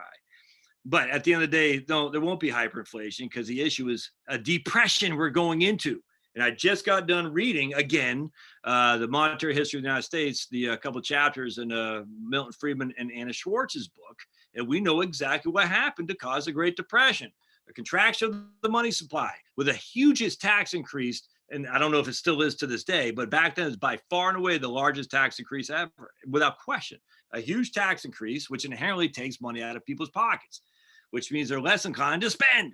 Then you got on top of that, I'm not even going to talk about Smoot-Hawley. Everyone says Smoot-Hawley, not bullcrap. What is a Smoot-Hawley? There's all kinds of regulations on wages and price controls. What do wages and price controls do? They create scarcity. Why do you think there's inflation, significant inflation during Nixon? Because he's a freaking idiot. He put wages and price controls in there. What he got off Bretton Woods, it wasn't getting off the gold standard, if you want to call it that anymore. It was freaking the wages and price controls on top of all those other insanity regulations that he put into play, which is why Republicans, you're never going to be looked at kindly. So just stop. Who developed the EPA? It's freaking Nixon. Do you think anyone loves Nixon from the environmental side? No. So stop. You're never going to make these people happy. Socialism at all times is the cause of hyperinflation. Socialism. So when you're going into a freaking death spiral, as we are here, you got to get money in people's pockets. That's all there is to it, because you're going into a depression, a deflation at least. We know that for a fact. We already know GDP in Q1 is going to be down 1.5.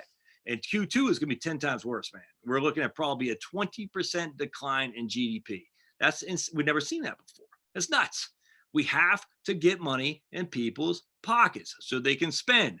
And then what happens is that will hopefully give us inflation, because people are used to inflation. They're not used to deflation. And if we look at Japan, what did they do? They started when they had their Great Recession, which to this day is still here. And in fact, in Q4 2019, Japan had a negative 6.5% contraction in their GDP. Japan. This is with GDP to debt to GDP of 240%. It's been like that for years and years and years. And there is no inflation at all in Japan. They have negative interest rates. So can we stop this saying that stimulus is going to create hyperinflation? Where is the evidence? And if you give me Weimar Republic, you don't know your history. Please, for the heavens forbid, don't give me Venezuela. Don't give me, what's the other one? Don't give me Zimbabwe. I haven't looked enough into Argentina, but I have a sneaky suspicion there's a lot of regulation, a lot of crony capitalism, a lot of regulation, and certainly a lot of socialism down there, absolutely in the 80s. I haven't looked enough, but I don't want to hear it until you give me evidence that freaking stimulus packages like this cause hyperinflation. It's not there. I mean, prove it. And I'm not yelling at you, my man, or whoever this is. I'm just saying, prove it. You need to prove it. And what I'm saying to you is the people who say it's over, tell them to prove it. David Stockman, freaking Reagan's OMB director, the first one, has been saying this for years. Since 1982. I was 12 years old. I'm 49 now. What has the inflation rate been since 1982? It's gone like this. What has happened to debt to GDP ratio in the United States? It's gone like this. What has happened to deficit? It's gone like this. What has happened to debt? It's gone like this. At some point, we got to recognize the economics lessons that we were taught in the 70s and 60s are no more, which is why I am 100% in favor of the stimulus, because I do not believe that inflation, hyperinflation is the obvious result of this at all. I don't believe that 1 second flat, because I read about the Japanese crisis, the 1990s going to the 2000s, down to 2020, 1990, 2000, 2000. They're now in their fourth freaking decade of this nonsense. It's insane. Richard Koo, K-O-O, and somebody on YouTube, one of my persons told me about that book, The Holy Grail of Macroeconomics, how everyone's jacked up. And he was right. And Milton Friedman was wrong. It's not inflation is always and everywhere a monetary issue. It's not. Inflation everywhere and always is a socialism issue. And I guarantee Milton Friedman would say he agrees with that. Yeah, exactly right. Prairie Mark says a lot of pensions are both private and public are underfunded. 100% absolutely correct, man. Many by serious amounts. Yep. And then with extra low interest rates, negative. Are we still at negative interest rates? Oh, this is freaking insane. I got an illegal smile. Man, I got to find that song that there's flag doesn't get you to heaven. Nope. Yep. Yeah, we're still at negative interest rates. There you go. And that's the 13-week treasury bill. You see that negative sign in front of that? That's negative 0.0858. John Prine. Flag detail. There it is. John Prine, flag detail. That's right. Your flag decal won't get you into heaven anymore. Oh, such a good song. All right. Marie says predictions: reset sooner, depression. Thoughts on what to do? Pile up money for emergency? Yeah, I'm still investing $1,000 a month of VBK and excess cash. I'm piling up. I don't have a huge amount of excess cash. My business is falling off a cliff too, just like everybody else's. I just had something I want to say about that. My wife was telling me about that. Was interesting to me. I forgot who it was. I'd share with you. People's businesses are falling off the cliff, which is why it makes it easier for law professors and people who work for the NIH and people who work for the government and diversity officers at the University of Michigan say, shut it down. And whoever doesn't shut it down is accessory to murder. Yeah, freaking scumbags. I sit there and I think, man, you just wait till people lose their jobs. You haven't even seen the chaos you brought on to us. You haven't even seen, of course, that'll all be silent, because individual suicides don't get to play unless it's a Robin Williams or Anthony Bourdain. But your dad who's working, who can't find work and got laid off, no one's going to care about him. He won't make the news, and he'll take himself out because he's miserable, because he feels like he's let himself down and his family down. That's going to happen time and time again. It's freaking disgusting. No one cares, and it ticks me. I'm not going to hide. It ticks me off. There is a happy medium here, my friends. The happy medium is simple. If you are worried about being at risk, self-quarantine. Everyone else go on with your job. If you're not worried about it because you're not older or you don't have freaking issues in terms of your ability to fight off diseases, then by all means, go out there and make money. Because, do you know what's going to happen to the tax revenue from these counties and cities? For freaking trash pickup, for water, for all this stuff. What's going to happen to the tax revenues? No one's talking about that either. They're going to need a bailout too. By who? By the federal government? I mean, it's so easy to be virtue signaling and say, I want to protect everybody because I expect this guy from the Imperial College of London says there are going to be 2.2 million deaths. 2.2, Josh, even if he's 50% wrong, that's 1.1 million. And no one says, what's the alternative there? The alternative is there's no revenue for the cities and counties, municipalities whatsoever. So trash won't get picked up. Water utilities going to have a hard time. They're not going to be able to pay into the pensions, which are already underfunded. The pensions, which are based on 7.5% rates of return, we're not getting that. The whole thing is a vicious circle, a vicious cycle going down. All because people are freaking scared of their own shadows, because the media wants to do that because they thought it was going to be able to get Trump. And ironically enough, his ratings have gone through the roof. The whole thing is just stupid. And I don't even care about the ratings. Can we just stop listening to the freaking doomsdayers for once and say, when has your predictions ever been right? When? I just want to know, when have they ever been right? My CPA says Harry has been spamming me with how to take advantage of the CARES Act. That's pretty good. I'm pleasantly surprised to hear that, to be honest with you, Harry. So when does the conversation turn towards these food markets and other animal people interactions that are causing most of the virus strains? I don't know. No recycle bag up here either in Massachusetts. Isn't that funny? So my man Starling and my man Rob are both in deep blue states, and all of a sudden out of nowhere, no more recycle bags. Boo hoo hoo. Because that's all clownish to begin with. Virtue signaling to the umpteenth. We don't want plastic in the ocean. It's not the United States that's putting the plastic in the ocean. My man Kirk says we're able to walk to Carl's Jr. and get drive-through. Not all my civil liberties are gone. Yeah, we went to Dairy Queen last night too, man. That was good. And then I took my whole family, me and all 5 of us, on top of my wife, my beautiful, my 4, and we took Pablo, all 7 of us actually, to Birmingham Falls Elementary School, and we ran around and had a freaking great old time. Beautiful day. Pablo's running around like a madman, barking at pretty much every speck of grass that's out there. Liam was playing basketball. Calvin was riding a skateboard, fell off. And Chloe and Maddie were doing lacrosse, playing lacrosse. Pablo was chasing me around. I was getting some sprints. And Charlotte was engaged in Facebook fear mongering to say, stop the fear mongering. So it's like a picnic for old Josh and his family. Heavenly. Josh's financial planning business should be going up. Lots of fear about retirement. Yeah, but people get nervous about paying for it, brother. People, or sister, people say, "Oh, I don't know if I can afford your fees," which is why I did those $200 things. And I got a pile now, so I got to take a break on those. So I got to catch up, and then I'll let you guys know. I kind of like doing that, actually. Can I pull out my entire 401k in the IRA now? I mean, you can pull it out whenever you want. I don't know how old you are or anything in the circumstance. I don't know.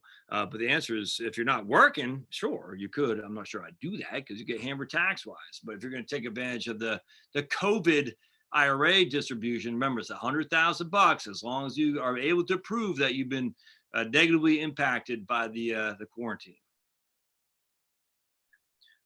No one's selling gold and silver at the spot price. Silver is being sold at over 8 to 10 over the spot.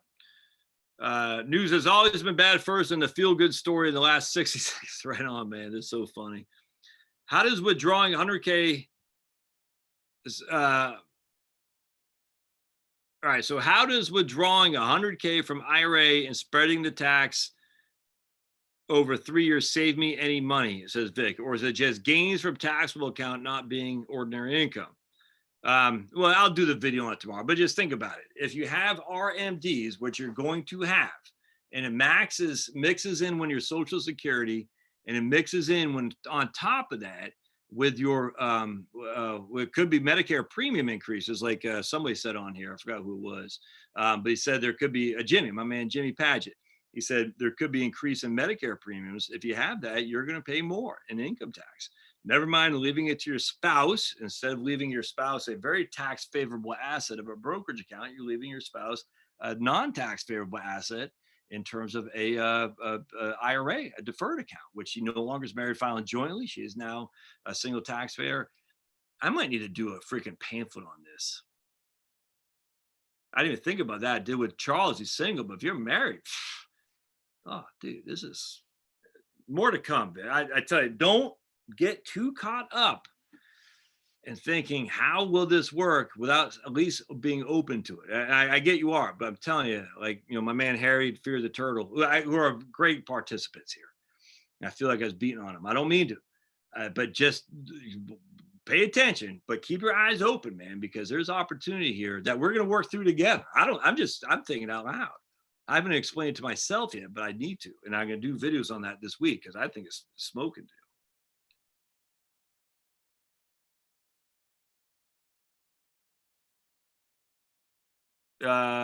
No, you cannot wait until you have to pay each one, Tom. So Tom says, can he wait for the entire 3 years is over before he has to pay the tax? No, it's 1, 2, 3. You got to pay it in year 1, year 2, year 3. Hello, Harry. My man says he has a very diverse record collection: English folk, classical, reggae, jazz. No bluegrass, no metal. Come on, man. Every good record collection has to start with Black Sabbath. You got to start with Black Sabbath first and foremost.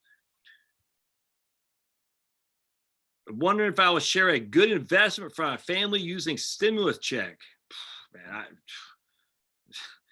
I mean, if someone asked me today because they saw a video I did on the Vanguard Total Stock. He said, "Would you say that's universal?" It's never universal. I'd never gave a universal thing, but I just follow what everybody else says. Buy the index and look out the window. When the markets go down, look out the window, look out the window, look out the window, and say, "I'm here for the long run for sure."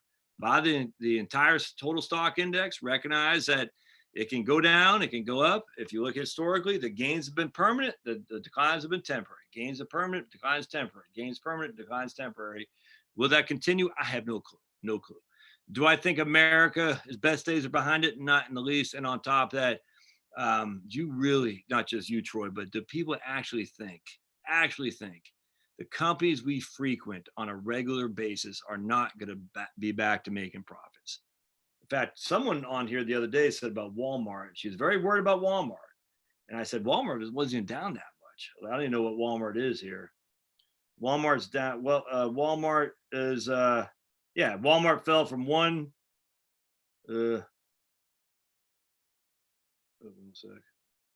Walmart fell from 122 to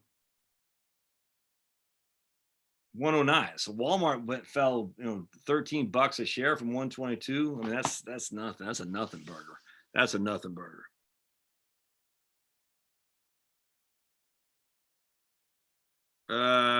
Churches grow faster in homogenous communities.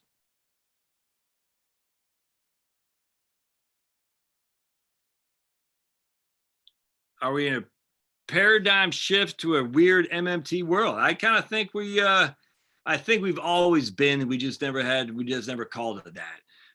MMT, modern monetary theory. I mean, at the end of the day, the government has never reduced spending ever. It never will. Republican politicians, Democrat politicians, everyone in between. I mean, Obama was bashing Bush, saying it was unpatriotic to have the level of debt. Then Obama did the same thing. I mean, it's the same thing. I mean, once you get in office, you control the purse strings, and the people who control the purse strings and get more money donated to them from lobbying groups and whatnot. And it's a vicious circle. So the MMT, even though it's not explicitly, they don't have the explicit proponents backing it, endorsing, I should say. At the end, they were here for sure. But I think that's right. University of Michigan trustees better look at that. They're not going to marry. They're all part of the same swamp. I mean, all these guys are scratching each other's back off the backs of the ignorant teens who freaking pay just insane amount of money for stupid degrees. And we all know the biggest anti-Robin Hood people are universities in this day and age. And everyone on the left wants to blame for-profits. I wish the right would start holding the non-for-profits accountable and say, no, we're going to make you a for-profit as well. There's absolutely no reason the chief diversity officer should be making $300,000 a year in income. The only reason they can do that is because they don't pay taxes. That's a fact. So because they don't pay taxes, let's start having them pay taxes and watch those salaries go down, and then watch those jobs disappear, which is good. And then watch the tuition drop too. Shocking. So that way, ignorant teens who don't know any better, who are sold as bill of goods, won't be suckered into paying $150,000 some stupid college degree at the University of Michigan or any other school you want to name. I don't care. But if it's freaking social justice in the day of freaking Greek warrior princesses, it's just that it should be illegal. That literally should not be. I'm just saying that. I don't want any more laws. We got enough laws in the books. Nothing more should be illegal. But you should be held accountable, the university, for when that graduate graduates with $100,000 in debt and can't find a job. After 5 years, we say, university, you're on the hook for half this debt. That's what we should do. I would love that. And the universities will all of a sudden become conservative, won't they? They'll say, yeah, professor teaching social justice warriors, social justice studies on the freaking Greek mythology, you're out. You literally have no reason to exist in this community because you are an idiot. And unfortunately, because of the nature of the federal funding mechanism, that basically anyone can get loans for this, you're able to justify your salary no more. And this is why I hope Trump gets reelected more than anything. I would love, because he put the camel's nose through the door by taxing these huge endowments. Man, come next year, if Trump gets reelected, I am hoping that he goes after these universities. Those are the enemy of us, man. They are. It's not even the professors are ugly. Don't get me wrong. They're bad. It's the administrators who are the worst. I just got done reading an article for I got on his live stream. Penn State, actually, I'll share with you. This is freaking insane. This is Penn State. Oh, by the way, was the University of Michigan? There was some school where the officers who were found negligent in backing this one kid's rights, a man, of course, who basically was expelled from school, they can be held personally liable. Personally liable. I think it was in Michigan. Personally liable for their violation of his civil rights. Anyway, so I just got done reading this article. Hold on just a second. This is big. This is big.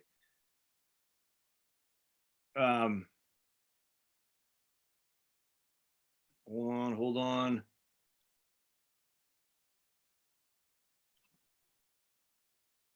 About Penn State. Yeah, I guess I'm not gonna be able to find it. Anyway, it was they kicked some kid out of school. Penn State right here. Penn State violated Title IX by suspending accused students before they could even respond, the federal government said. They suspended the accused before the accused could even respond. That's the feds. That would not have happened under the Obama administration, but it's happening under Trump. We need to keep the momentum. But remember, I'm afraid of the majority. This is exactly why I'm afraid of the majority, because we have people like Martha Coakley, Janet Reno, that you might not remember these, my friends, back in the late 80s and 90s, basically saying innocent people were sexual predators, and they were not. Making stuff up. There's another attorney general too, I forgot. Just making stuff up and literally throwing innocent people in jail. Now, I'm white. If I was black, I'd be even more scared of this, because we know history has shown us time and again, black men in particular being thrown into jail simply for nothing else, just because it's easy to throw those guys in jail because they don't have the lobbying group that now they kind of do, but not nearly to the extent they did many years ago. And they don't have the resources to defend themselves. So rape charge, throw them in jail. You didn't do anything? Oh well. And then we got freaking, what's her name, Kamala Harris, saying she would gladly throw these people in jail. So these aren't wealthy suburban white kids or Jewish people. They're not. These are freaking, a lot of them are down on their luck, poor black kids, for sure. And poor white kids too, don't get me wrong, but mostly poor black kids. And so when you have prosecutor this is insane. It's insane. And so the majority says, no big deal. I'll leave it up to the prosecutors. I'll leave it up to the authorities. They know. And this is my whole issue. I mean, look, I was raised by hippies, man. I was raised to challenge authority at all times. I'm telling you right now.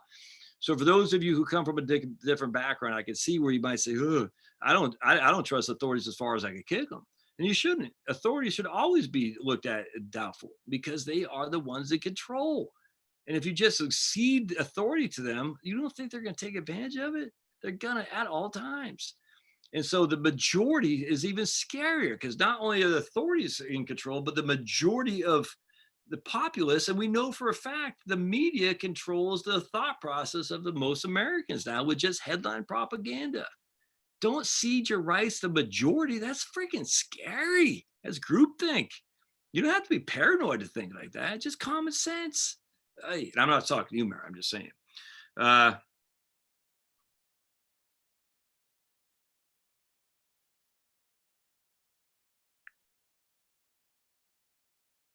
Kirk says, living in progressive Portland, Oregon, diversity can be overrated. Well, Portland, Oregon is the whitest city in America, Kirk. So it's not diverse. Literally the whitest city in America. I always find it funny. The biggest Antifa rabble rousers are always in the most whitest cities everywhere. Isn't that crazy? Mark says, pulling 100K will make your income go up 33 a year for 3 years. That'll kill me in taxes. That's one of the issues. I mean, that's one of the things you got to contend with. My man Dustin said he bought a big chunk of VTV and his wife's Ross. Yan says, can't believe the positions the government creates for useless tasks, and we're giving them pensions for useless tasks as well. Can you imagine the pension that guy from the University of Michigan gets on that 396?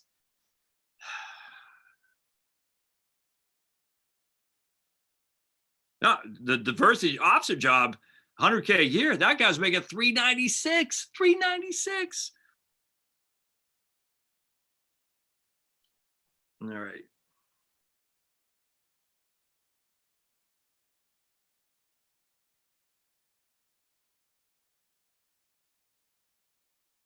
Yeah, my man CB, home from South Korea. Never bet against the USA. USA in your face, South Korea. I love South Korea. USA in your face, North Korea. Let's say it like that. Or Canada. Canada. It's always fun to bash on Canada.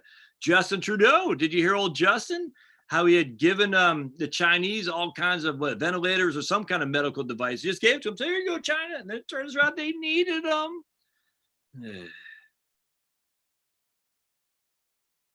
Yeah, right. The last thing I need is money sitting in my 401k that's not paying me every month. Can only use it when I'm older, dead. Well, you can use it when you're older. That's true, but it will be taxed. It's not kind. Healthy so far, says CB. Oof. Remember Powderfinger. What a great song. Shows what a good rifle is. I haven't heard Powderfinger. I might have to listen to that. Prairie says he has to go vacuum his furnace filters. Bye for a while. Harry says he's reading Susie Orman's new book. I think she's been watching my videos. That's freaking creepy, Harry. If that's true, that scares me. Yikes. Harry Chu, another Harry, my hand is in New York City. He says it's not as bad as the media's making it. That's good to hear, man. That's good to hear. I like hearing that positive stuff. Look, I don't want to just be Pollyannish here. I want to hear the truth. But if that's that's good to hear, Harry. Stay safe out there, brother.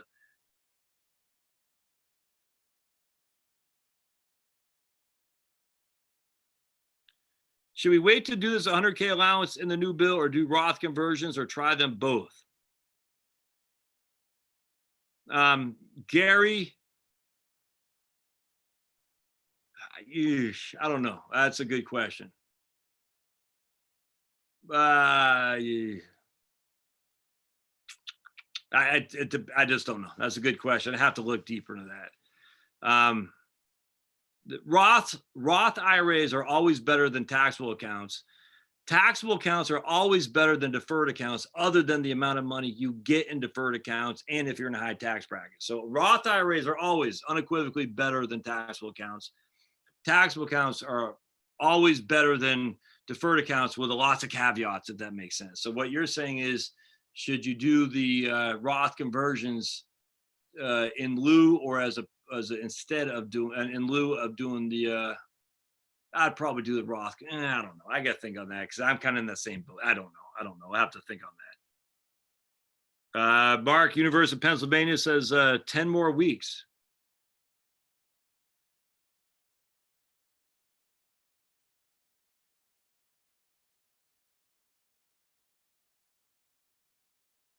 My in-laws are in their 70s. My 8-year-old and 5-year-old not allowed into the home until the virus is over. Well, I think that makes sense. Absolutely. I think that makes sense.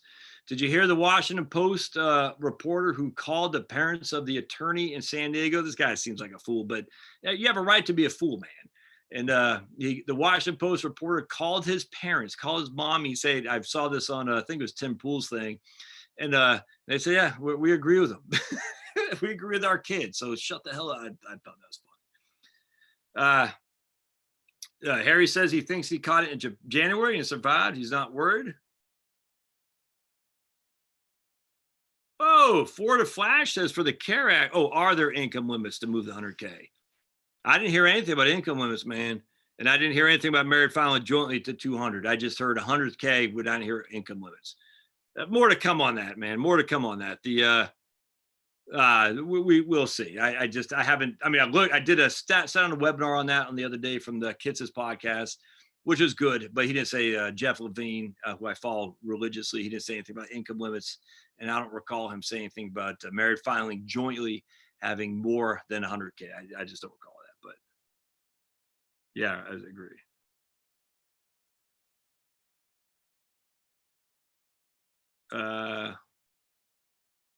income starts. I'll get it. Income starts 2020. What if yeah, you can't pull it out. I mean, you could pull it out of your 401k to spend for sure.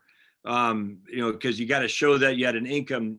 You got to show that you're displaced to some capacity. And again, we don't know what that means. Either you had the virus, somebody had the virus essentially, or your income was reduced, hours lost. It's such a wide berth there. I can't imagine the IRS coming back on you and saying, "Oh, no." But you know, but yes, I mean, that's the whole point. They want you to spend. That's the whole issue. They want you to spend. So to buy an SUV with that would be certainly a stimulus for sure. Right. Yeah, click the like button. Appreciate that.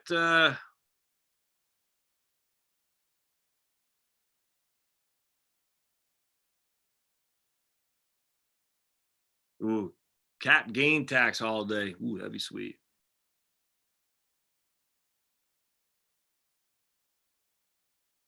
6.182 million. I'm not sure what that is. All right. Anyone think international stocks will recover better than US stocks? Ah, man, who knows about that, man? That's all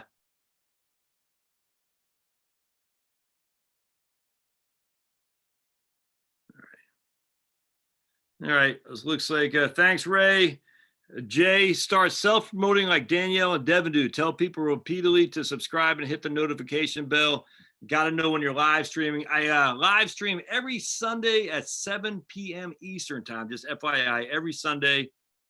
And sometimes I do it on the week, depending on the craziness. Right now, a lot of craziness going on. I enjoy the live streams. I will be doing a live stream on Wednesday at 7 p.m. with my man Skip Ritchie, by the way, who's a disability attorney, very smart on disability. If you have questions on that, on Social Security disability, bring him on board. Skip's a great guy. We did a couple of videos down in this basement. He's from Missouri. I knew him very well in Virginia. He's the one that got me back on my path of faith. Let's just put it that way. Skip did. He does mission work in Zimbabwe. He literally, he lives in, I can't remember if he said East St. Louis, but he's like the only white family in St. Louis, Missouri, because he's a minister. That's what, I mean, he's a lawyer, but he's also a minister. And some of the stories he tells is just horrible, horrible, which is goes back to my whole thing is that I don't understand why the war on drugs, we just, I guess if you live in, wealthy upper elite suburbia, as do I, it's out of sight, out of mind. But you hear these kids are getting killed, and it just breaks your heart. It breaks my heart. It does. And Skip was telling me about that. He showed me they got an app in St. Louis about the gunfire that's going on in his neighborhood. And he says, there's one that is, this is a freaking America. And all these guys, some were gunned down. You might say, well, they deserved it. No, I mean, just the lady who sang at Obama, I'm going to start crying. It's still, to this day, it makes me sad. She sung at Obama's freaking inauguration. I think it was the second one. And she was standing on the street corner, like during it wasn't 2:00 in the morning, freaking with a needle in her arm. She was just some kid standing around with a bunch of other teens. And someone in a different gang at Chicago just fired into the crowd and killed her. And I sit there and I'm just in awe at how little attention that receives and stuff like that, but it happens all the time. And that's unacceptable. That's unacceptable. And yet, that's just just unacceptable. Anyway, thanks, Ray. I have a hard time saying subscribe. I frankly get over that. That stuff that drives me crazy. People, if they watch YouTube, they know what to do. Anytime I hear it, I hear it all the time. Make sure you do this. And I get they got to do that because of new people all the time. But I think there's so many YouTube videos now, and everyone knows what to do. There's gonna be more and more coming. People got to know how to subscribe. I don't know. I probably won't. I did that initially, and I said I don't want to do that anymore. It bores me. But I appreciate that stuff. But thanks for $5, man. All right, international stocks. Okay, we're running low on juice here.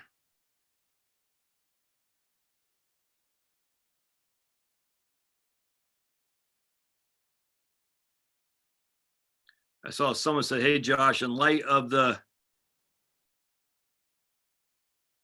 you thought it was a Navy family? My granddad was. He was a captain of the Navy. My mom, my Aunt Bridget, moved to San Francisco when she got out of high school, and you probably can understand why. Died very young from breast cancer. My mom met my dad on a bus as they were going to San Francisco State University in 1967. My dad was working as a carpenter on the docks, and I don't think he was going to school yet, or was I can't remember. But anyway, he's working as a carpenter on the docks. My mom was going to school there, and then my mom was a rebel, always has been. My dad was a rebel, always has been. He went to high school, California High School in Whittier, California, and they all got dressed up in white. And my dad and some of his other was it hipster? It wasn't hipsters back then, but they call them something else. They got in black. So you see the school book picture of the class, and you got like 10 guys in black and everyone else in white. That's my dad, and my mom was always a rebel, and that's to my grampy's chagrin for sure. It's just I mean, look, you rebel against your parents, man. That's what most people do. You know, it's funny because my mom's a big Bernie supporter for sure. My dad is a very big libertarian. I don't talk to my dad. I haven't talked to him in 20 years, but I know he's a big libertarian. Um, but he wasn't. He wasn't. I was raised Communist Party literature. Angela Davis and Gus Hall were. We had buttons of them, and it's just I look back on that fondly. But long story short, I've always been taught to challenge the authority at all times because the authority is what's frightening. The people aren't frightening. It's the authority that's frightening. Unfortunately, in a democracy, a representative republic as we are, the authority gets they get their guidance from the people. Unfortunately, the authority in the United States now is way too focused on Twitter. Twitter is not representative at all of the United States. But because that's where the authority lay, if it's on Twitter, they think that's what the people think. It's trending on Twitter. This is what people think, and it's not. But the authority figures are on Twitter, and if they find it's on Twitter and everyone's on Twitter is talking about it, well, doggone, they're going to get in front of that too, which is friggin' scary. Anyway, the Gus Hall, Angela Davis, yeah, yeah. That's why we moved on Island Moon because they wanted to go back to land. They got rooked when they bought some land. I almost want to say Quebec or something like that, and they got rooked. The land was crappy. Then they moved to Portland, Maine to reconfigure where they wanted to go. And then they found literally a summer house that was falling apart in Peaks Island, Maine. My parents did, and they bought that in 1972. Something like that. I was, 2 years old, and my dad was supposed to have fixed up. It didn't have not ventilation. It was a summer house in Maine, so it didn't have freaking stuff on the wall. You know what I'm talking about? Not ventilation, stuff to keep the warmth in. What the hell's that called? Oh, I'm getting old. It didn't have any of that. Didn't have running water, my understanding, and then and that's where I was raised for the first 5 years, I guess. And then my grandpa gave enough money to buy a house with that actually had running water and had vent. What the hell is that stuff called right there? That stuff. And when insulation, right on, Mike. Yes, thanks for watching. Now I'm not calling my dad. Not gonna do it. Not doing it. No way. No, beatniks. That's right, Paul. They weren't hippies back then. This is the 50s and early 60s before hippies around. Beatniks, absolutely.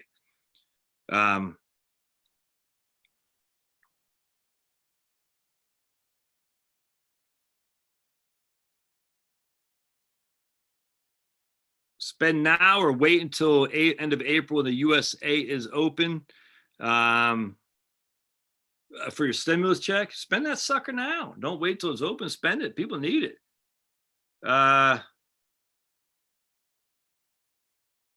So lastly, what we got Stansbury. Any thoughts on Stansbury research? I'm just Carl. I'm not a big fan of that guy Stansbury. I just negative Nellies, man. It's just all the time. Just it's perpetual doom and gloom. At least that I can see. I don't follow Porter that much, but perpetual doom and gloom just bores me. It just does, because you look at the world around you, you say it's just this. Look, I don't follow him as much as to say unequivocally the guy's doom and gloom, but every time I hear him, it sounds doom and gloomish to me, and it just bores me. Maybe I am Pollyannish that way.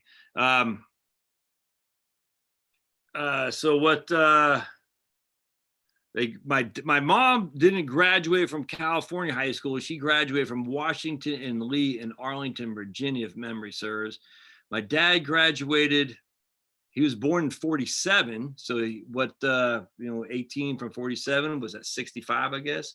So 1947 plus 18. Yeah, 1965. My uncle Guy graduated a few years before that. He lives in Thailand. My uncle Guy does. Do I think this is stovetop stuff? Someone asked me, is this whole thing overblown? In my opinion, unequivocally, I absolutely, I without question, it's just like the climate change doom and gloomers, 100% overblown. I completely, unequivocally state that.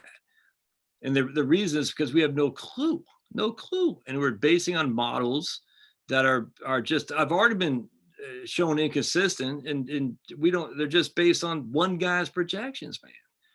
And it could be five guys, I don't care, but there's also other people who disagree with it. And yes, I don't want to get this again, but yes, I think it's way overblown. I am not worried in the least, not in the least.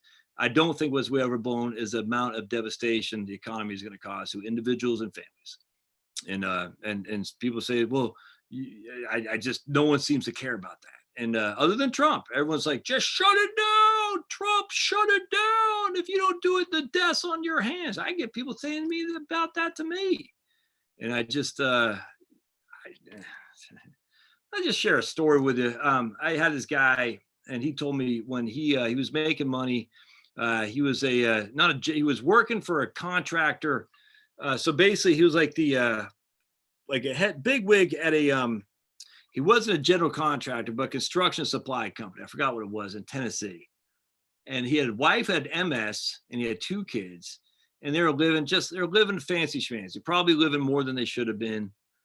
And long story short, he lost a job, and they had to sell their house at a loss. They had to go bankruptcy, the whole thing. And they came to my office a few years back, and I'll never forget. This is probably what I don't know, and just sad, man. He's like, we have to live in this town. I mean, he felt like he let everybody down. Now I hope today he's still out. I don't know, but he only had like 30,000 in his IRA now. He said, I literally had everything, had to clean out, and I had nothing. And just my wife, I think she had to work from home, even though she had MS. And it was draining her. She was literally, she was physically being drained because of this. Again, blaming him, sure, you can blame him for spending too much. I get that. But the level of damage that will never be seen in the media reports, never be seen in statistics. That's just one event of all. The lesson is obviously don't bite more than you can chew. But if you're making the money, you're thinking, well, life is pretty good, right? And yeah, look, have you ever made a mistake? I know I have. All right, so let's see here. Last one. I heard suicide hotline. I've heard two things about that. That's not necessarily true. I don't know. I haven't researched. I've heard that the suicide hotline has gone up 300%. Then I've heard the suicide hotline said that's not true, but I haven't read it. I haven't looked into that more.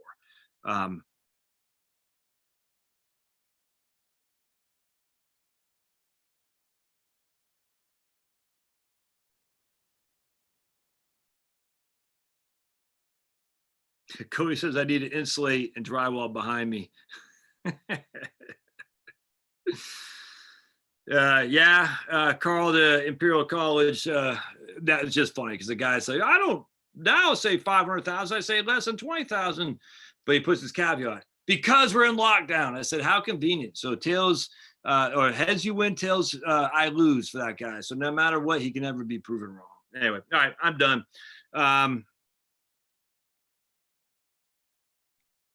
We will, Ray gets last word. Some people think they can live on Earth forever and that somehow these Earth suits will last to infinity. Well, we know they ain't true. And that's why getting your nose knee deep in the good book is a wonderful thing in these times, which is why I'm doing my videos on my own Bible study just by myself, where I get to speak into the thing like I'm doing here. I have no idea if it helps other people. It's really for helping me because I get to verbalize my thinking, and it forces me to think, and it keeps me on it because, man, just reading the Bible with Vernon McGee stuff is, I'm just, it's fun. It's fun. I never thought I would say reading the Bible is fun, but when you read it from a different perspective with Vernon McGee's commentary on top of the book itself, and you're comparing the two, it's just, oh, what a remarkable chain of events. All right, we'll see you guys. See you on Wednesday if you want to be here. My man Skip will be here, and appreciate y'all being here again. Every Sunday at 7 o'clock Eastern time. Wednesday, I will be here at 7 o'clock Eastern time with Skip Ritchie. And look out some videos I'll do tomorrow on the $100,000 thing. I think there's a lot of value potential there. So we'll see, guys. Thanks again. Blessings to you all.